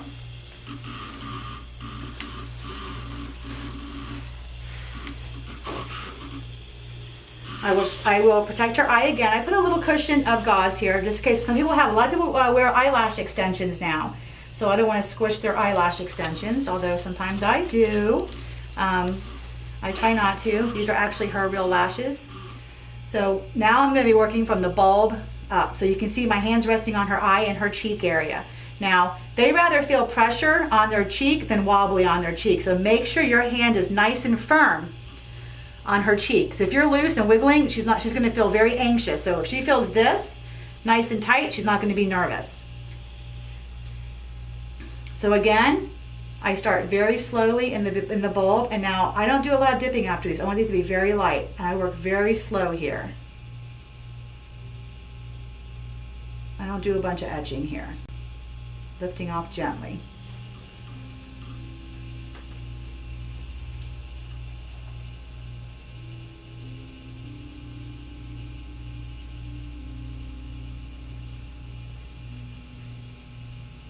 So typically 3 or 4 strokes in the front. I won't do any dipping, then I'll start dipping again after that to make them a little darker. Now, I only use one color when I work. Some people use multiple colors. I feel by the amount of etching I do, the more I do, the darker, the less etching I do, the lighter. So I can make it look almost dimensional by using just the one color. As you can see, I don't let my clients talk at all when I'm working because I don't want their eyebrows wiggling, and I make them keep their eyes closed at all times. If they need me, I'll have them just raise their hand, and then I'll stop immediately. Sometimes they get a little tickle in their nose and they have to sneeze. They'll raise their hand and I'll stop immediately. But I don't let them talk at all. It has also cut down on my time for procedures too, because I used to be a talker, and it would take me a lot longer to do a procedure because I'm too busy listening and focusing on the conversation as opposed to her eyebrow.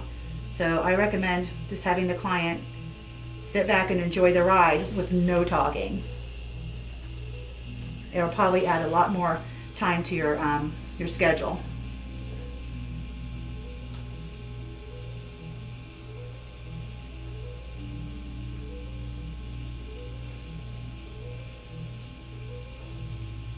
And you can see these hair strokes here are touching my frame, and let them fall into your frame. I love what Daria says. Daria says let them hug the frame. So let them fall or hug their frame. They need a beginning and an ending.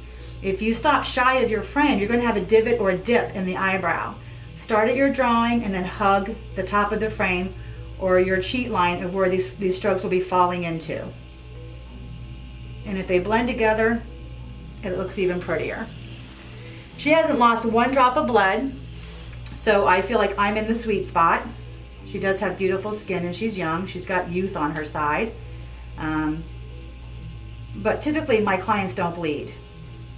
Now with that being said, you guys know how picky I am. And redheads and some Fitzpatrick 1s and 2s, I'm very selective on who I will work on these days. I've lived the bad skin nightmares, so I know my limits now. After 14 years, I know my limits now. It's going in absolutely beautifully. You see how slow I'm working? I'm hoping that most of this brow will be done in one pass with a little bit, maybe some stippling, maybe some shading. We'll know more once we wipe. And right now I'm just following my exact drawing at this time. I'll probably go back and do some blending and add some more strokes in between the areas that have a little bit more space. But I'm not going to try to do it now until after I wipe. Got to be patient. Okay, one more.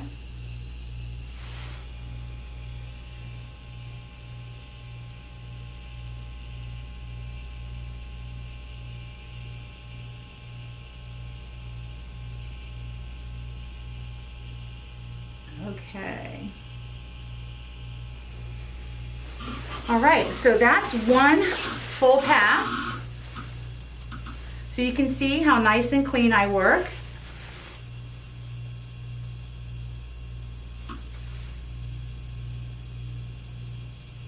Shape's intact, a little bit of spotting there.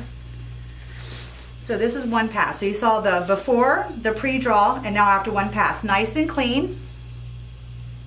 No bleeding whatsoever.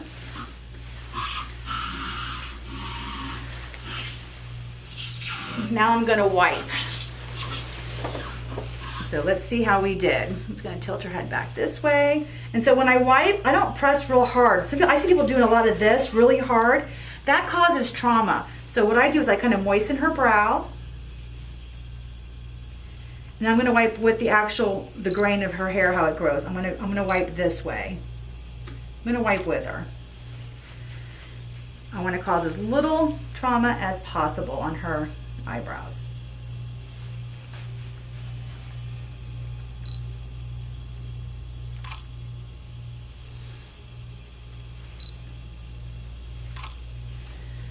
Okay, so definitely not a bad first pass. You see I got some good color in there. I can see some spots where I need to go back and fill in, but look at this tail. So I'm gonna let it cook for a little bit. So when I mean by cook, I'm gonna let it oxidize a little bit. I find that if I let it sit for a little while, it's not as much as I thought I needed to do. Let it cook a little bit. You don't want to oversaturate either. That's when you get the blurring under the skin. I'm really, really, really happy with how that went in the skin. I mean, I could almost be done with just a few little tweaks here and there. You can see how much color I got in with one pass. I got a great amount of color in. So I worked really slow and methodical, and this is the outcome. I'm happy. Not a drop of blood, not one drop of blood.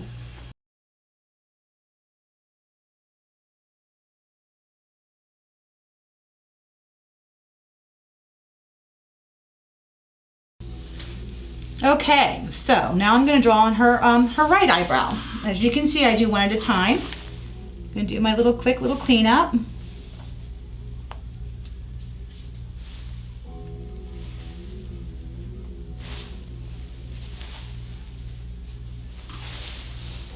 Draw my little center line here in the middle of her nose.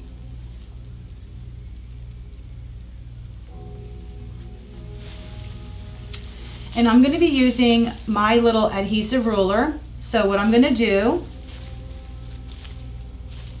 is take it off the little sticky thing, and because I don't want it sticking into her hair, I actually put a little numbing cream on this part of it so that it doesn't stick in her hair, to make it less sticky. I don't know if that makes sense to you, but water or numbing cream's fine.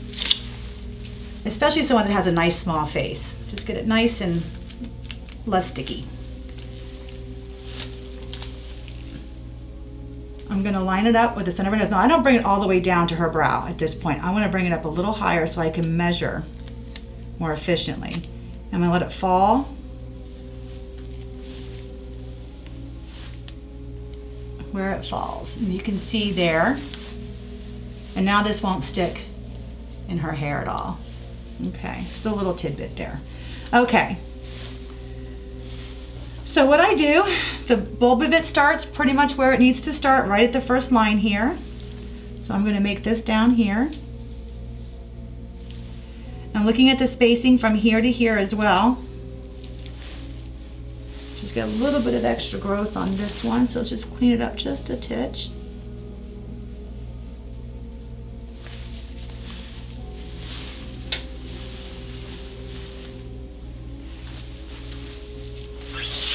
And I'm going to start within her hairline again.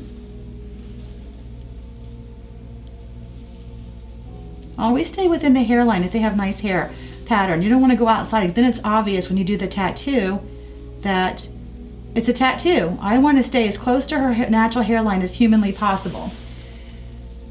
So her downward stroke starts at the 4-3, so a little bit after the 4-3.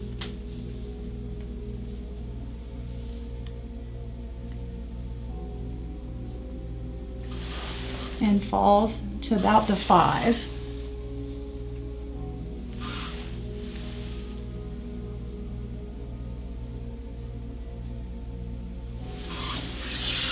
So I'm looking at all the spaces that she has between here, and it goes almost to the 7 here. So I'll make a little line here.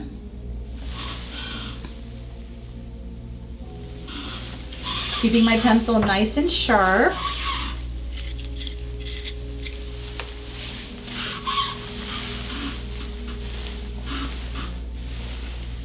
Tilt her head back this way now.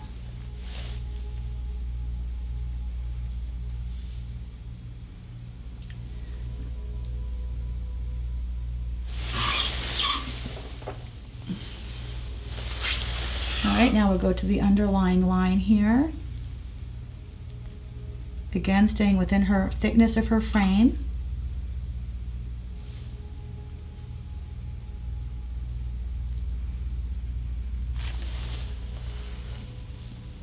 Following it through to her top frame and let it fall into it. You don't want to go to it, you want it to fall into her frame so you don't have a blunt stop. It just lays in there naturally, okay? Now we're going to do her lower portion of her tail, and now I've got my guide and her hair, a little bit of her hair growth here to kind of guide me. And now I'm going to take it down to the matching 7 on my sticker here. So you can see, pretty symmetrical. This little ruler is really good. I mean, I love Daria's ruler. I love a lot of rulers. Everybody wanted me to come out with my own little ruler because they loved how I drew. So I'm like, all right, I did it. So I love this little ruler. It even has a little M in the middle for Mary. All right, so I'm happy with the placement of that. I'm gonna leave it on while I draw in the strokes. Now I do find that it's important to match up the first 3 or 4 strokes in the beginning of the brow and also the tail. So I will try to match up these strokes here, the first at least 3 or 4 to the same side here. And the tail ones too as well. Only because she doesn't have a lot of hair on her tails. So I'm just gonna mimic this. I'm gonna put her head up just a titch. There we go. And just draw in the most important strokes here.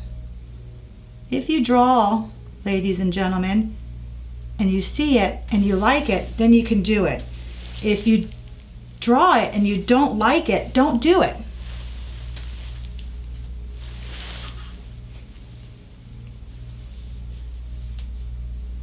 Can't go wrong with pre-drawing. I know my students that are drawing now absolutely love it. Even the microbladers are loving it. When you're showing your client the pre-draw prior to beginning, it actually keeps them calm because they're not looking at a big massive amount of pencil all over their face. It puts them at ease almost in a way. I'm barely pressing on her skin. And you see I'm not hardly pulling on her skin at all. I don't want to distort her shape.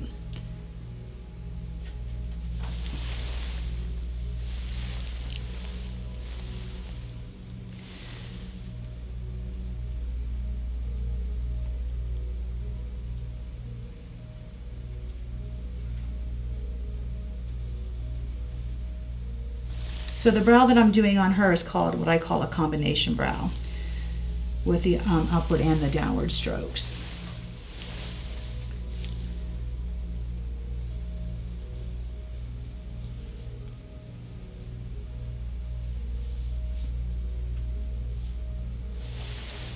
Okay, I'm going to draw my little cheat line back in, about a quarter way in like I did on the other one. The spacing is the same from the top. So the same all the way across, and let it fall into your top frame. Don't go to it, let it fall into it. I'm going to sharpen my pencil again.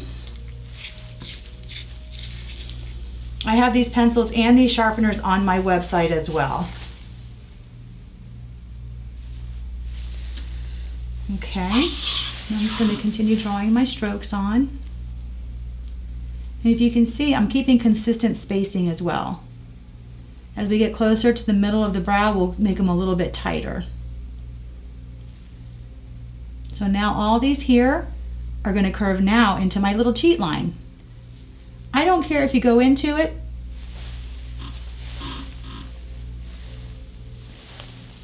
and follow it all the way through. I just want to make sure that you finish it off. I want you to go into your cheat line.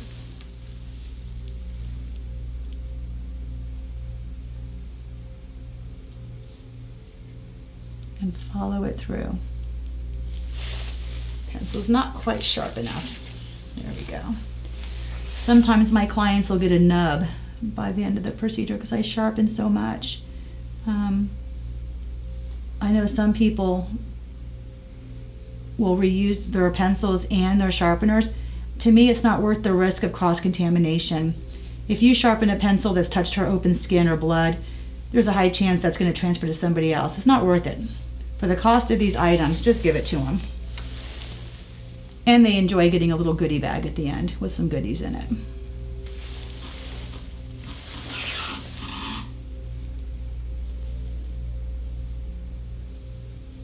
So a typical procedure, when I'm not talking or chit-chatting, takes me from beginning to end about 45 minutes, paperwork and all.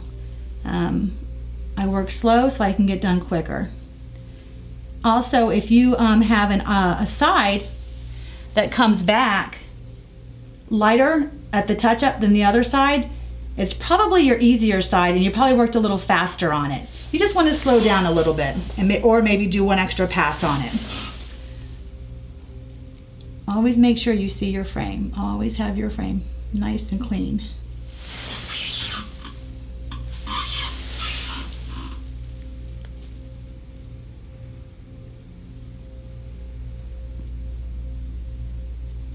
And as these blend into your cheat line, it almost gives the illusion of a pinched hairline effect. So now I can just go through here and just fill all these in, curving into my frame. Curve into your frame.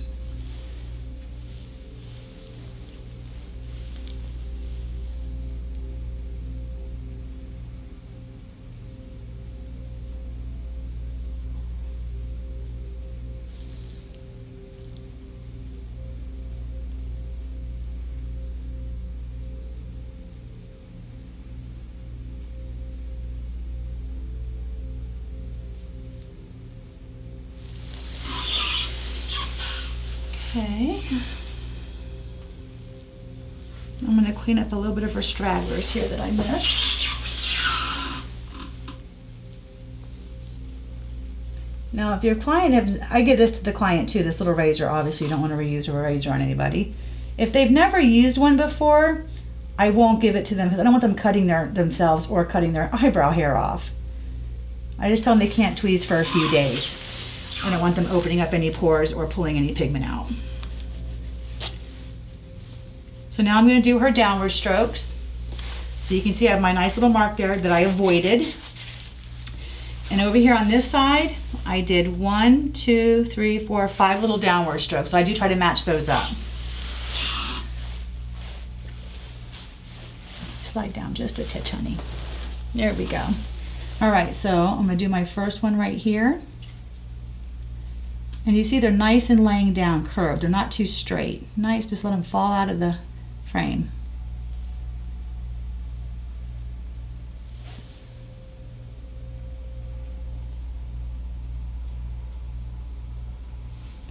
And last one,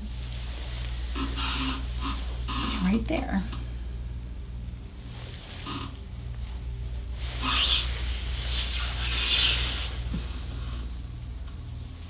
Okay. Do any little cleanups.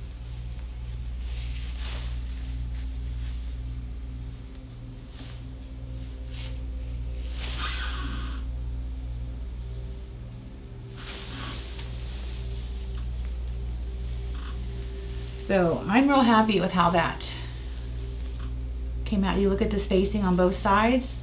They're pretty much right on. This one's gonna be a little bit thicker right now because it's inside the pencil drawing, so it'll be a little thinner when I peel it off. So by getting the little tape wet, you can come up here and go this way so that you don't pull her hair with it. So you can go in your little tape and then just slide this way to get the tape from sticking in her hair. Keep it and reuse it for remeasuring at the very end.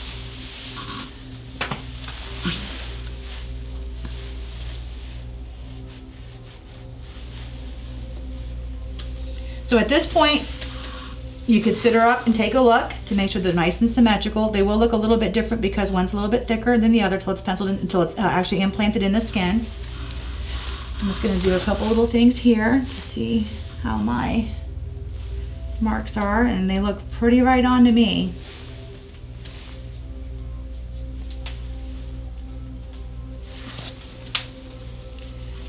Let me just do a little bit more right here.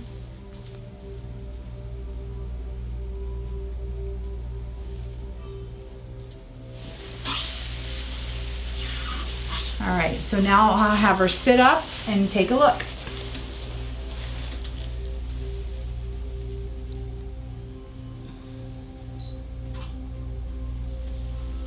Looks good.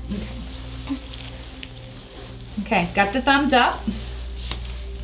Now I'm gonna do this one. Now this side is my easy side, so I have to slow myself down.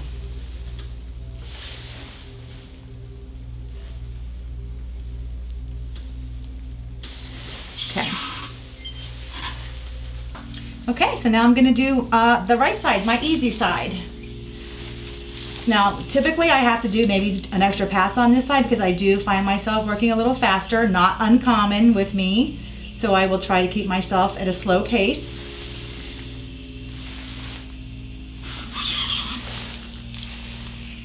All right, so here we go.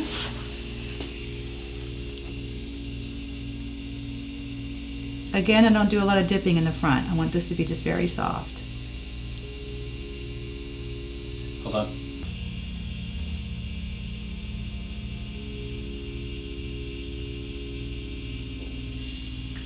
Is that better? Mm-hmm. Okay. Perfect.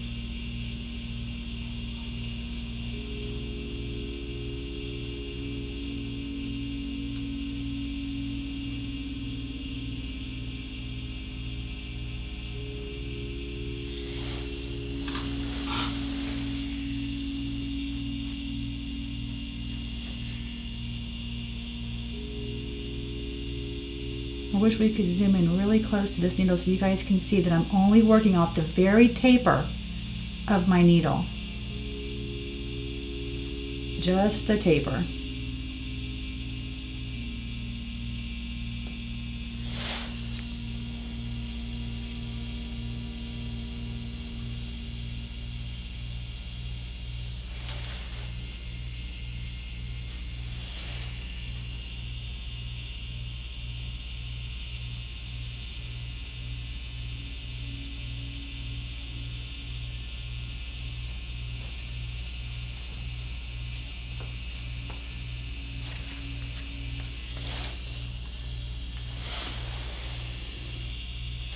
Keep your needle nice and clean.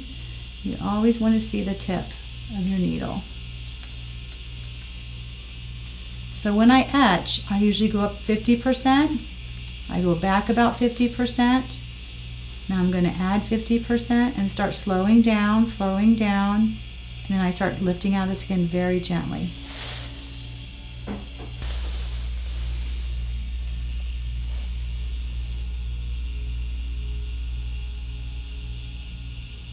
Now on this right eyebrow too, I do find that sometimes they do feel it a little bit more. I don't know why, but even though it numbed a little longer, they tend to have a little bit more a sensation on this side. Not sure why. So these little teeny weeny little pinpoint drops of blood is nothing. It's not uncommon.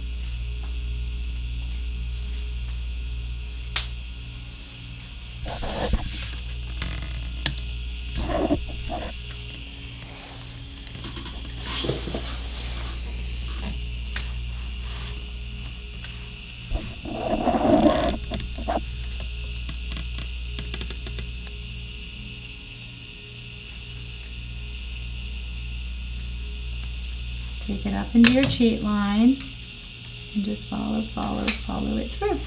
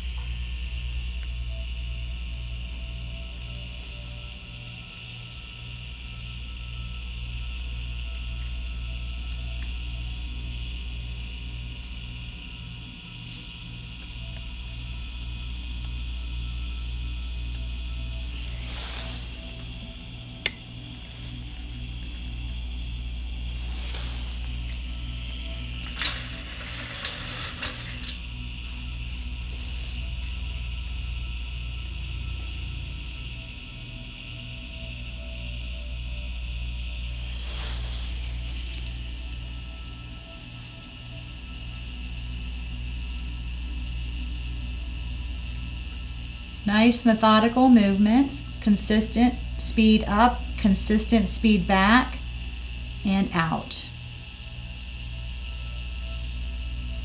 And I know a lot of microbladers work kind of fast when they do the microblading. You definitely with machine have to slow down for sure.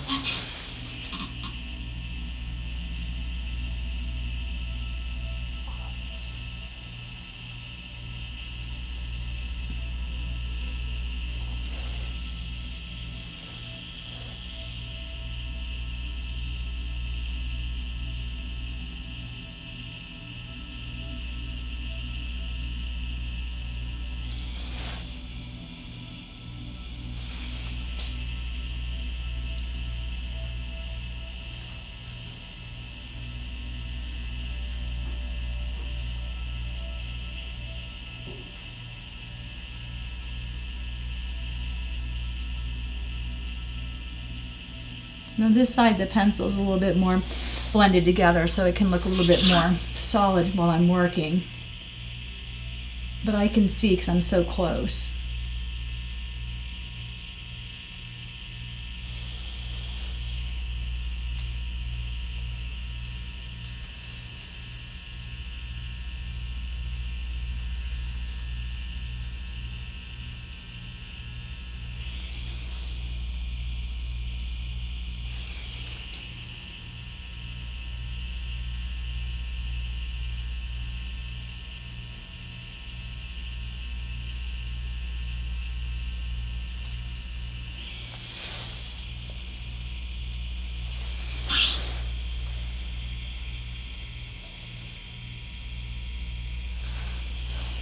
Getting down to the tail.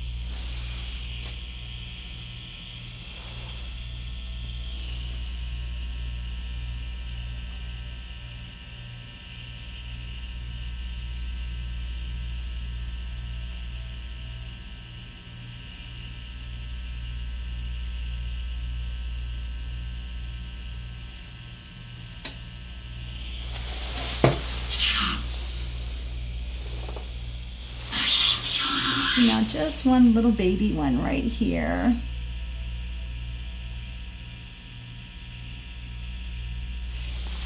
Okay, now I'm going to do her downward strokes.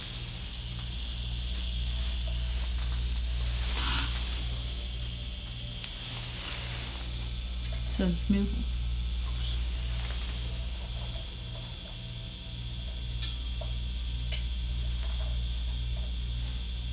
Move her hair out of the way.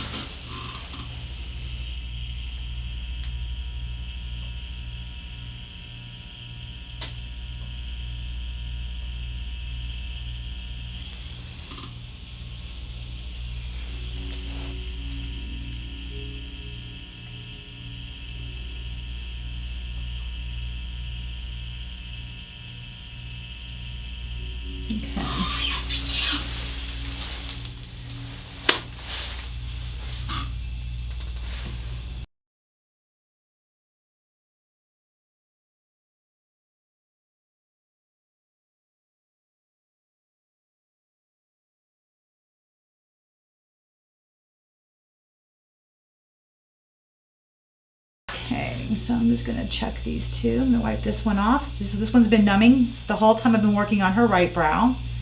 So I'm gonna wipe off the numbing cream so I can compare the two. So I'm just putting a little pressure here to get the moisture into the pigment.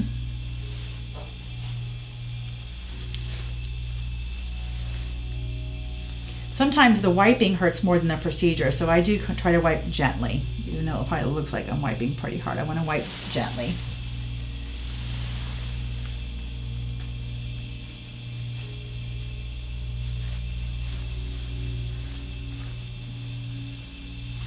So you can see the spots where you can see I'm lighter handed, but I'm also gonna let this side cook a little bit. This side needs to oxidize like the other side. So I got good color in, but you can see she's a little redder on this side, so I want her to numb over here. But I'm happy with how it went in. All right, so I'm gonna put a little numbing cream on this side. I'm using blue gel. Give a nice, I poured it, I'm gonna use it, nice generous amount. Get rid of some of this redness. It's got a little bit of epinephrine in it. And I'm gonna come back over to this one and finish it up.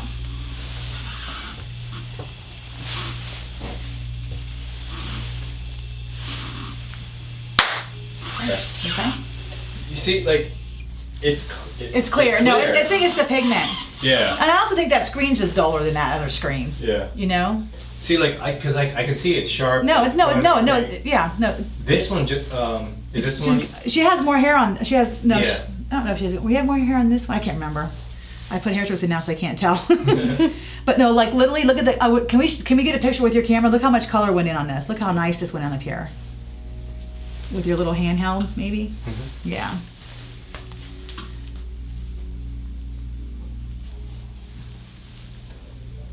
Looks really good, sweetie. We're almost done. On this side, you're not going to feel anything. I know you were feeling it on this side, so we kept stopping, but you're not going to feel anything on the other side. Cool. Okay. Yeah. I know it's the same way when I was getting mine done. Like, oh, you ready with that? Can you give me some numbing cream now?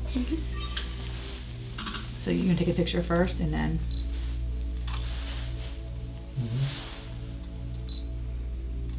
Okay, ready? Okay. 3, 2, 1, go. This is just one pass.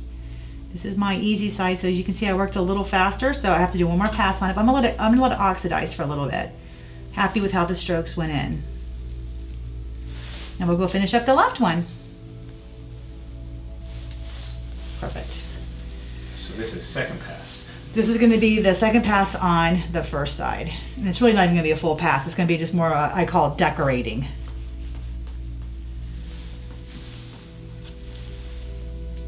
Left. Left.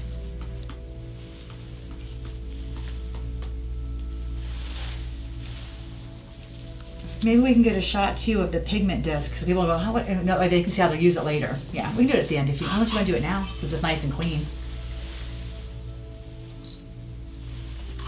Awesome, perfect. Okay, so you tell me when to get my other thing here before. See, we didn't make any changes, and then now it looks. No, it's good. It's good. It's good. Yeah. It was saturated. It was super saturated. The pencil and the ink and everything, yeah. And her hair. Take her hair out of the equation. It's like, you know, her hair's dark. Mm-hmm. Second pass, left, 1, 3, 2, 1. Okay, so now we're going to finish up her left one. So as you can see, it actually got substantially darker as it sat here while I was working on the other one. So I don't have to do a whole lot in here. So I'm just going to do some, what Tina Davies calls decorating. So I'm going to do some decorating now.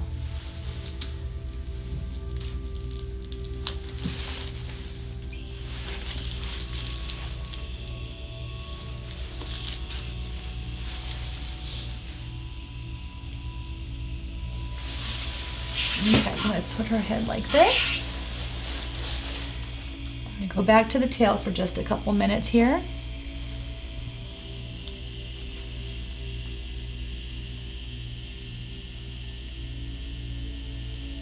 Now when I go back and do the little fine tunes, I don't do a lot of etching.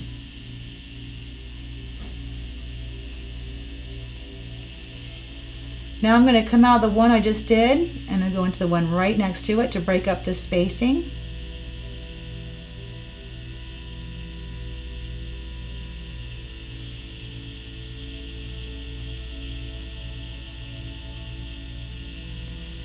come out of this one and go into the one right above it. And when I go into it, I don't stop. I follow it all the way through to the end.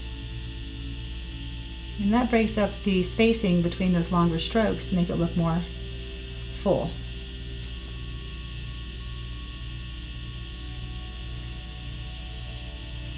This is the fun part, doing all the little fine tunes.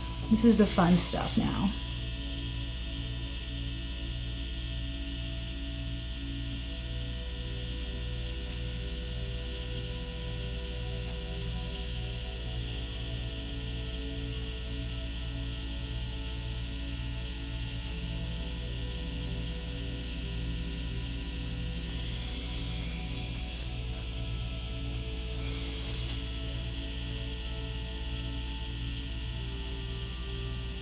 I will be doing just a little bit of shading on the lower part of her brow for more definition.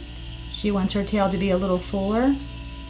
So I'm just going to do a little pixelation on the lower part of her brow.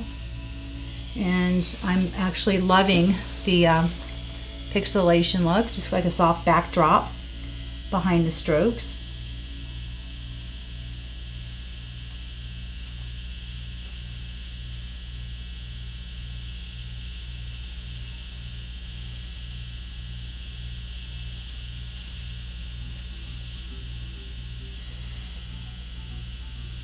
So on her, I am doing 2 full passes because she does need it. But as you saw, I got quite a bit of color in with that first pass. I mean, I could have stopped if I wanted to, but with her history with a little bit oilier skin, I wanted to go ahead and just do that second pass on her. She was a previous Accutane user. A little over a year ago, she quit using it. Her skin is way better. So she's waited a while to see me.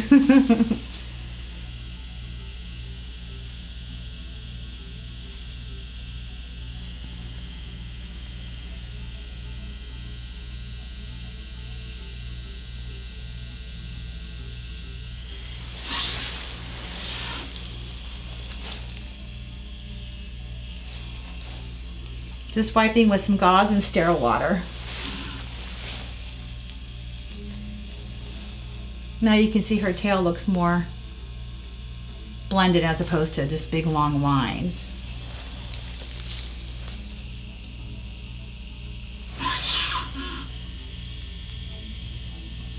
I'm going to reinforce her downward strokes a little bit too, no etching.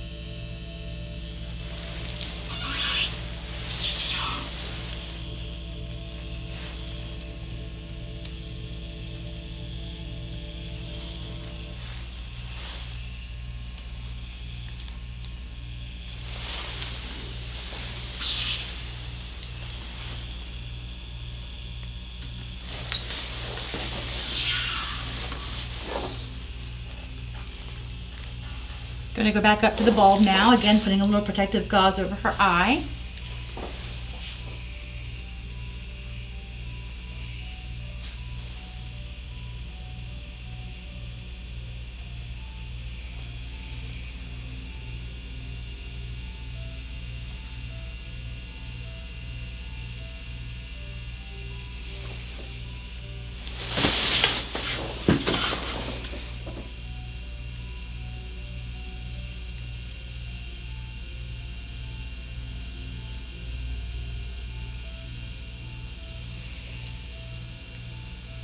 So I pick little random hairs of hers, and I'm just following them to fill in these little spaces here.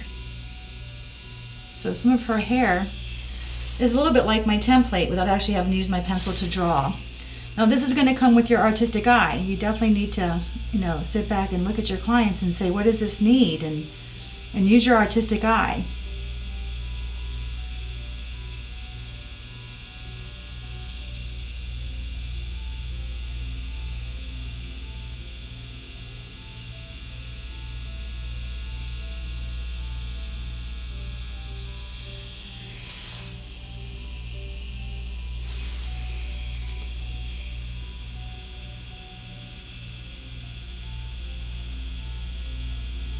So these strokes here in the middle section of the brow will be a little denser, a little tighter.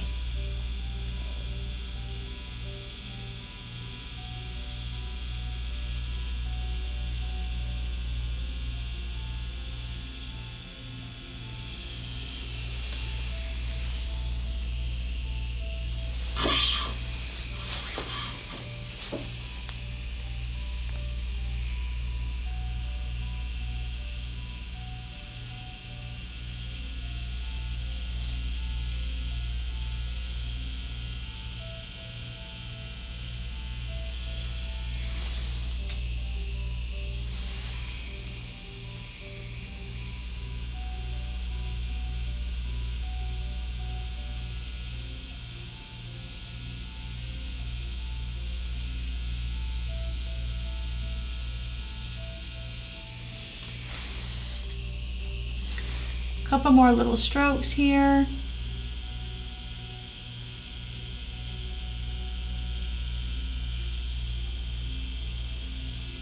I'm going to do a little bit of shading. Now I want the front of her brow to be nice and light. I want it to be more like an ombre effect eyebrow with the hair stroke. I don't want it to be too dense in the front. I like it to be a little bit softer.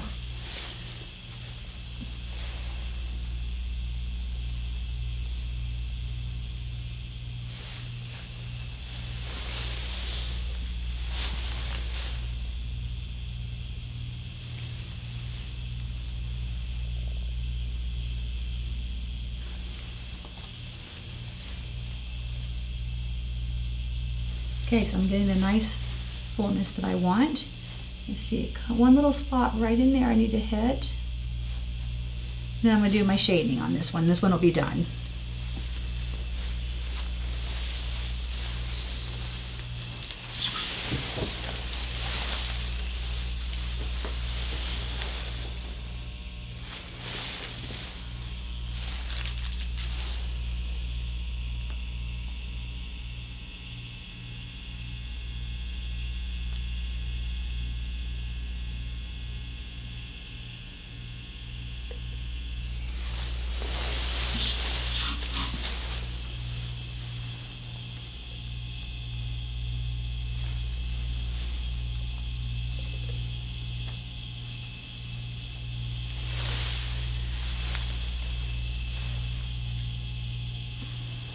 Okay, so this one has great saturation. Again, I'm keeping these more spread apart here, so I want this to be more softer. I will do I'm going to do a little bit of stippling behind it by turning my machine down and using the same needle. And on here I have like a little darker one, lighter one, darker one. I want this to be a little bit more softer ombre effect in the front. Typically with my healed photos, when they come back, the fronts end up fading a lot more than the rest, which is what I want. I don't want them to heal too dark. I can always add 1 or 2 strokes of the touch up to darken them up. I don't want them to be too saturated.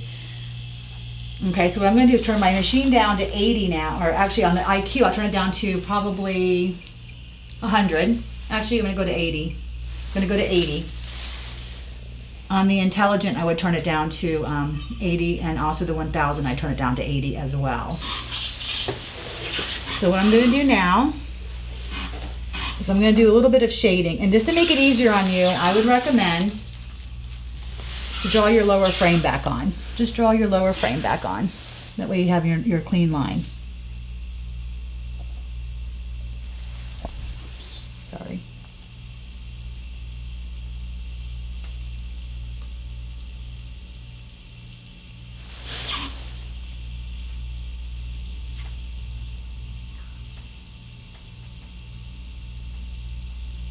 by doing a little stippling along her lower frame. That's going to give her the thickness that she wants. She wants just a little bit fuller.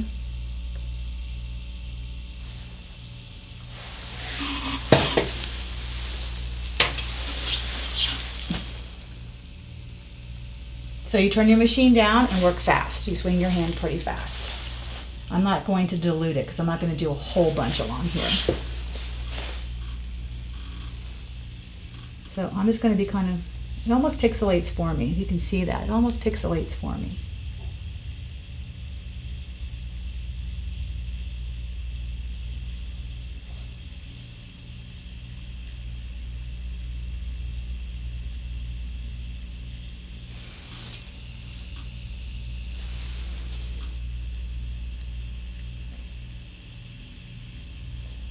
So I'm pushing away, I'm whipping away from me.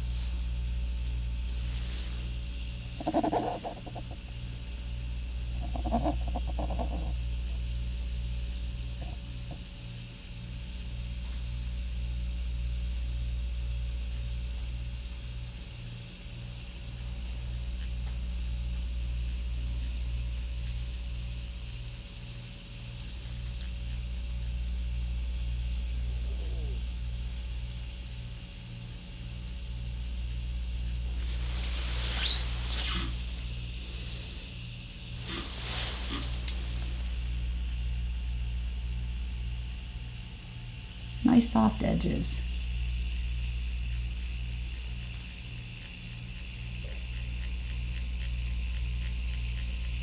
You can also do a pendulum motion if you wanted to, but your needle should be just barely touching the skin.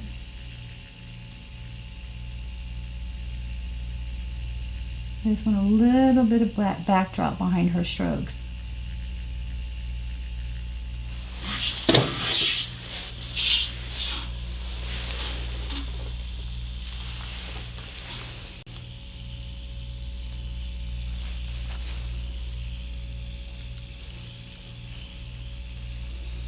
Now you can see how her tail looks a little bit more defined. There's that little bit of color behind her. This by no means is a powdered brow. This is just a little bit of a shadow behind what I just did with the hair strokes. Just a little shadow. I'm going to do it one more time, and this one's pretty much done.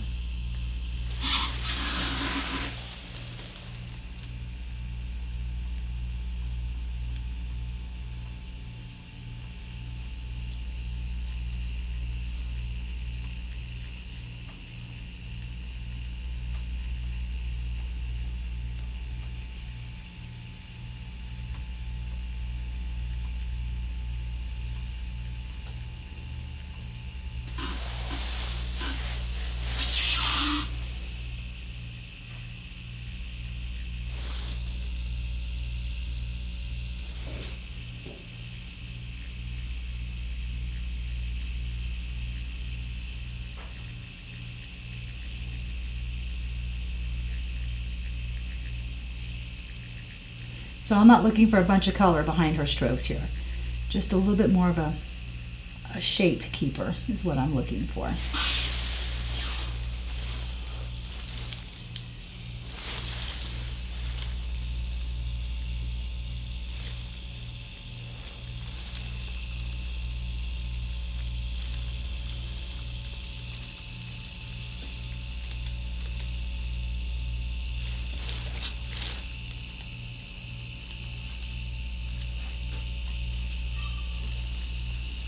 Okay. I'm happy with that one. So this one will be done.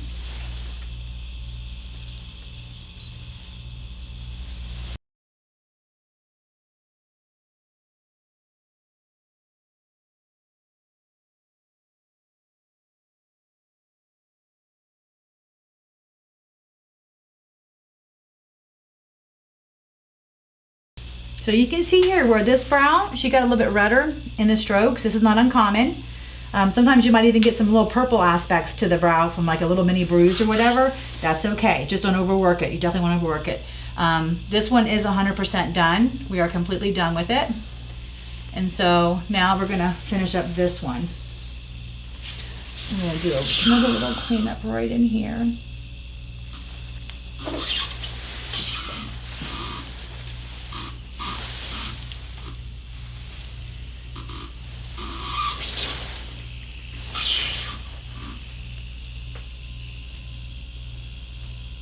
So I'm just going to reinforce some of these strokes where I was a little bit lighter handed.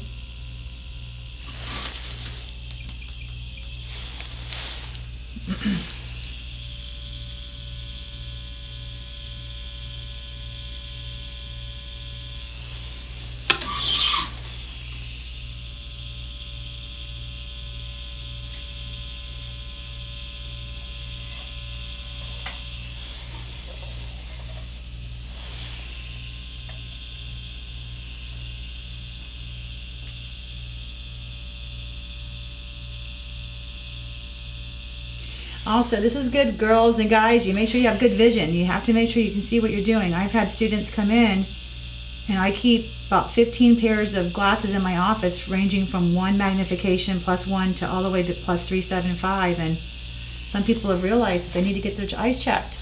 So that has really helped me in my trainings with my students. You need to see what you're doing.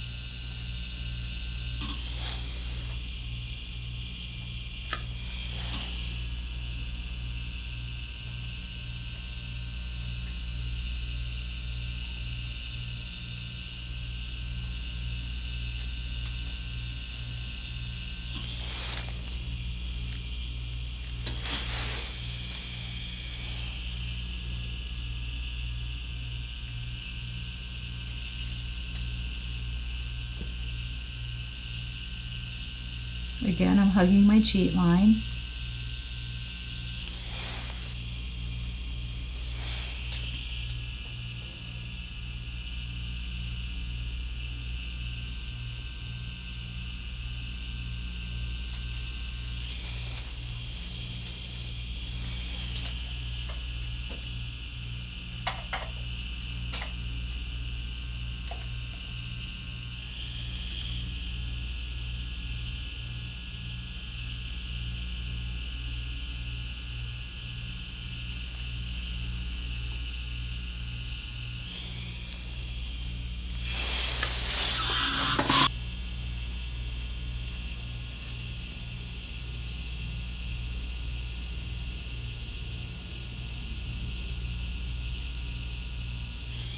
So once I finish these hair strokes, I will go back and do some shading.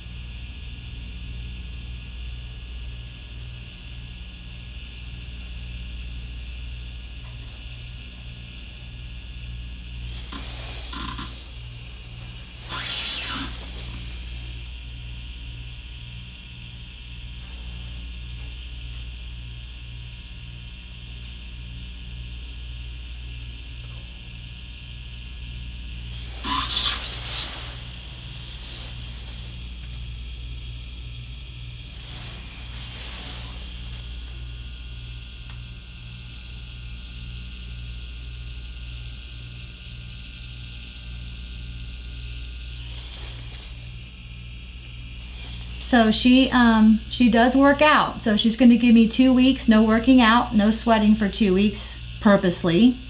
No getting them directly wet. I am providing her with 10 of Daria Chupri's visors to use while she takes a shower and washes her hair. Those things are the best invention ever. I just give them to my clients. I give them 5 to 10 of them. 10 for the new client, 5 for the touch-up. They absolutely love them. I love them.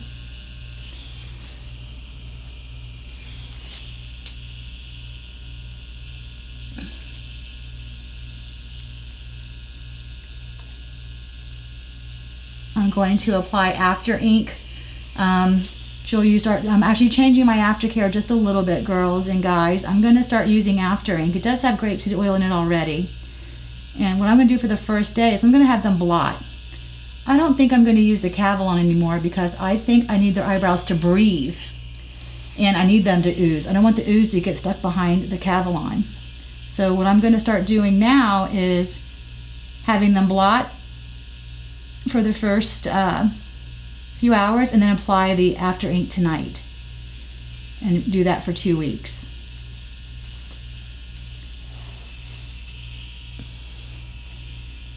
Always trying to find the best aftercare possible, and I've been playing around with the after ink and I'm actually loving it. So I know that a lot of people use it. I know Will and Taryn use it. They swear by it. I know they got some of their own stuff coming out, which I can't wait to use, called Stay. I'm excited. I definitely will be advocating for those, and I will be using them with my clients and students. So now I'm just going to go ahead and do some pixelation to give her a little bit of her shape, definition.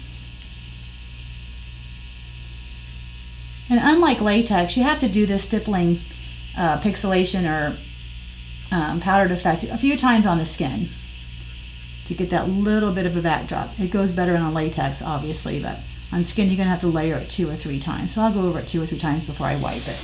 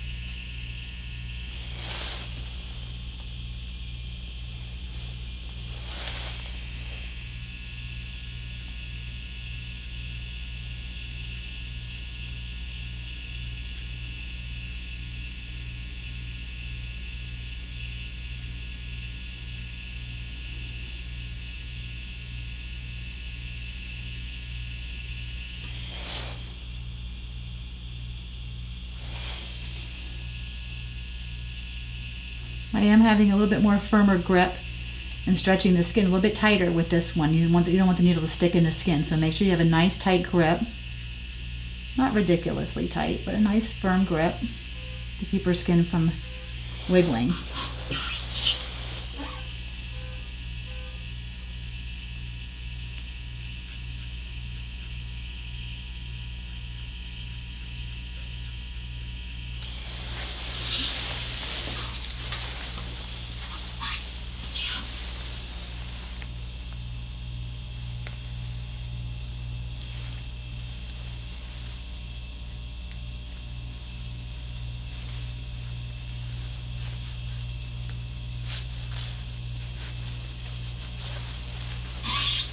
So I'm going to do a little bit more on her tail.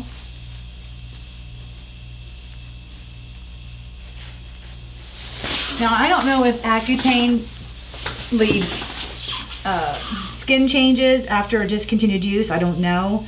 I've heard that it can break down the integrity of the skin, which causes it to might be a little bit more sensitive. Can't answer if it's true or not, but I did have a client that came in last week. He was off it for a year, and when she came back for her 6-month touch-up, I was really happy with the retention. It was amazing. I posted her healed picture on Facebook. So it's, hit or miss with the skin type. I always tell my clients, and you might want to incorporate this in your practices, there's two things in this world us as technicians have no control over. That's your skin and the weather. So when they leave our office, we have no idea what they're going to do when they leave our office. We don't know if they're going to go jump in the pool, go to the gym and sweat. We don't have no idea what they're going to do. So anyone that knows me or has taken one of my classes has access to my consent forms. I cover everything. The good, the bad, and the ugly. If it doesn't happen to them, it's a bonus. But I do prepare them for the worst. We hope for the best, and I over deliver. I don't over promise. What's the saying? I over deliver and under promise, or whatever how that says. Yeah, you know how that goes.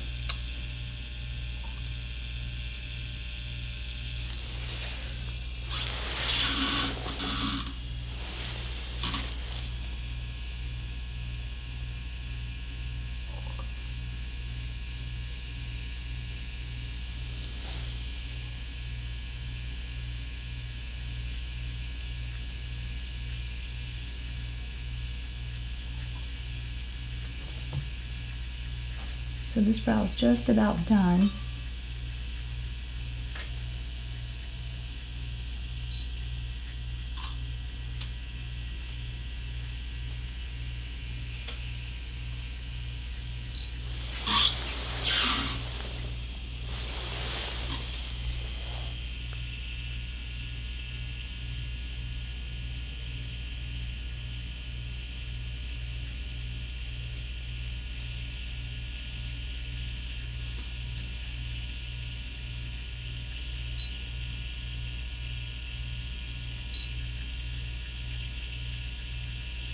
Now on this eyebrow, I did not turn my machine down to 80. I kept it at the 120.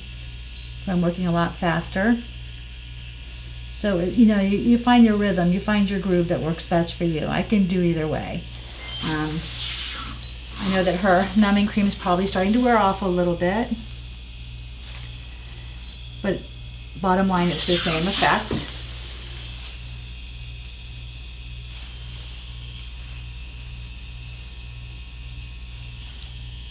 So a little bit more right up in here. And then I think we're gonna be done.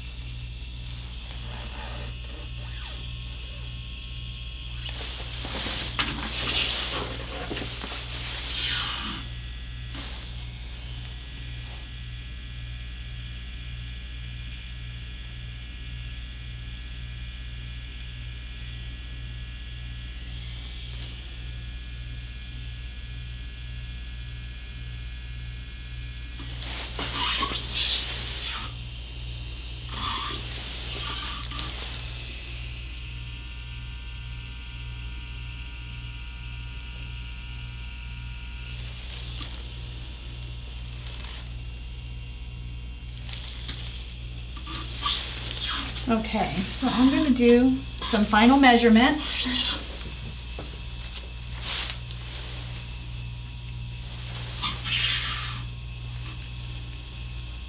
Keeping in mind that she's going to have more swelling on this one. This one took me a little bit more work than the other one.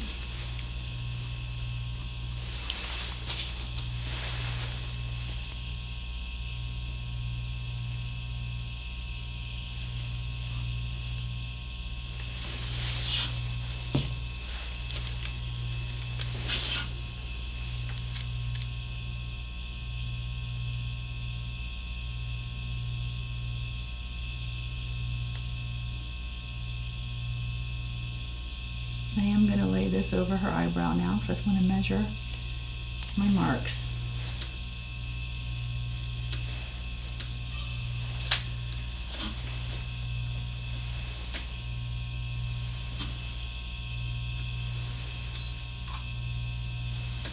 So I'm looking at all my little I'm looking at all my little lines. I'm seeing where they end. This one's just a titch longer, just a titch, 1/2 a hair stroke. And I'm looking at the spacing here. Just a little bit more right in there. So I'm going to extend this by 1/2 a stroke and just bring these little strokes down ever so slightly.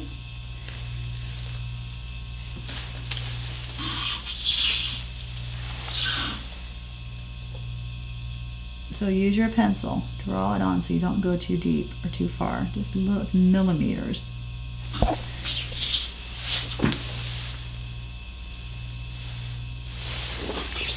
But I won't add the tail stroke on until I use my caliper because remember this one's had time to sit and swell too, so I don't want to overcompensate by adding it before measuring it. So always measure.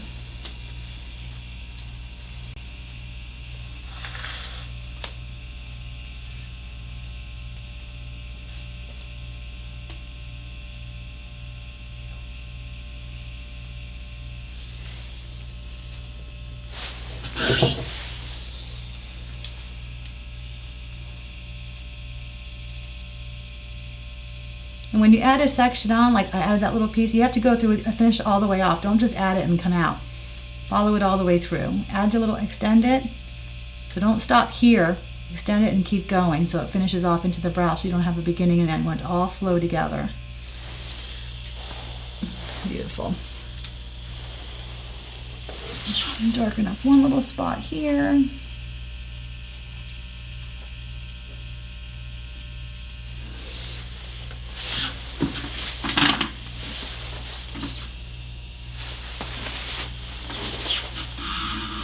Okay, let's do our final measurements here. I'm going to do my caliper now.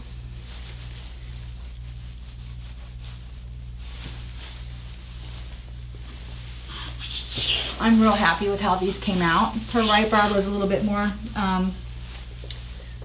challenging for me for whatever reason. It just was a little bit more work, but not a big deal. Clean up any of her stragglers. You want your pictures to look really nice and make sure all those little stragglers are cleaned up.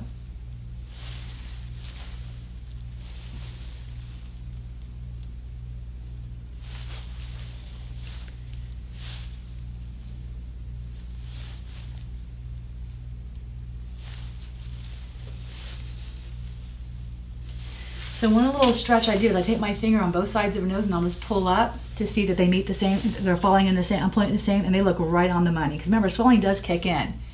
And I love how these are laying, so they're pretty much in the right spot. I'm just going to do the caliper now. So I'll measure from the bottom of the very first point of the first stroke, line it up straight. I'm going to tilt your head this way and do it a couple times in case her skin falls, stretches, or anything like that. And just line up to the very tip of the last stroke. Do it one more time. And I push it together to keep it in place. I'll go over to this one. Same thing, tip of the first one to the tail. And it's actually right on the money. I'm going to do it one more time. Here to here, and you can see it falls right in place. So I'm not gonna add another stroke on the tail of that one. They're fine. So that's it. I'm happy. They look beautiful. Like I said, I'm not gonna do anything but clean them up a little bit. She'll start the after ink tonight after she blots. She's not even oozing. There's no lymph fluids coming out right now, so that's a good sign. If anything oozes, it'll be this side, because you can see this side's just a little redder along her tail. This side, not so much. So we're really happy. I'm gonna let her look in the mirror now. We'll take a few pictures and we'll get her back to Tampa. All right, the mirror is in your hand. Go take a look, honey. Oh, okay. Oh, they look so good. I love I them. want to take a picture. Where's my camera? I'm gonna take a picture with mine. They came out gorgeous. Thank you.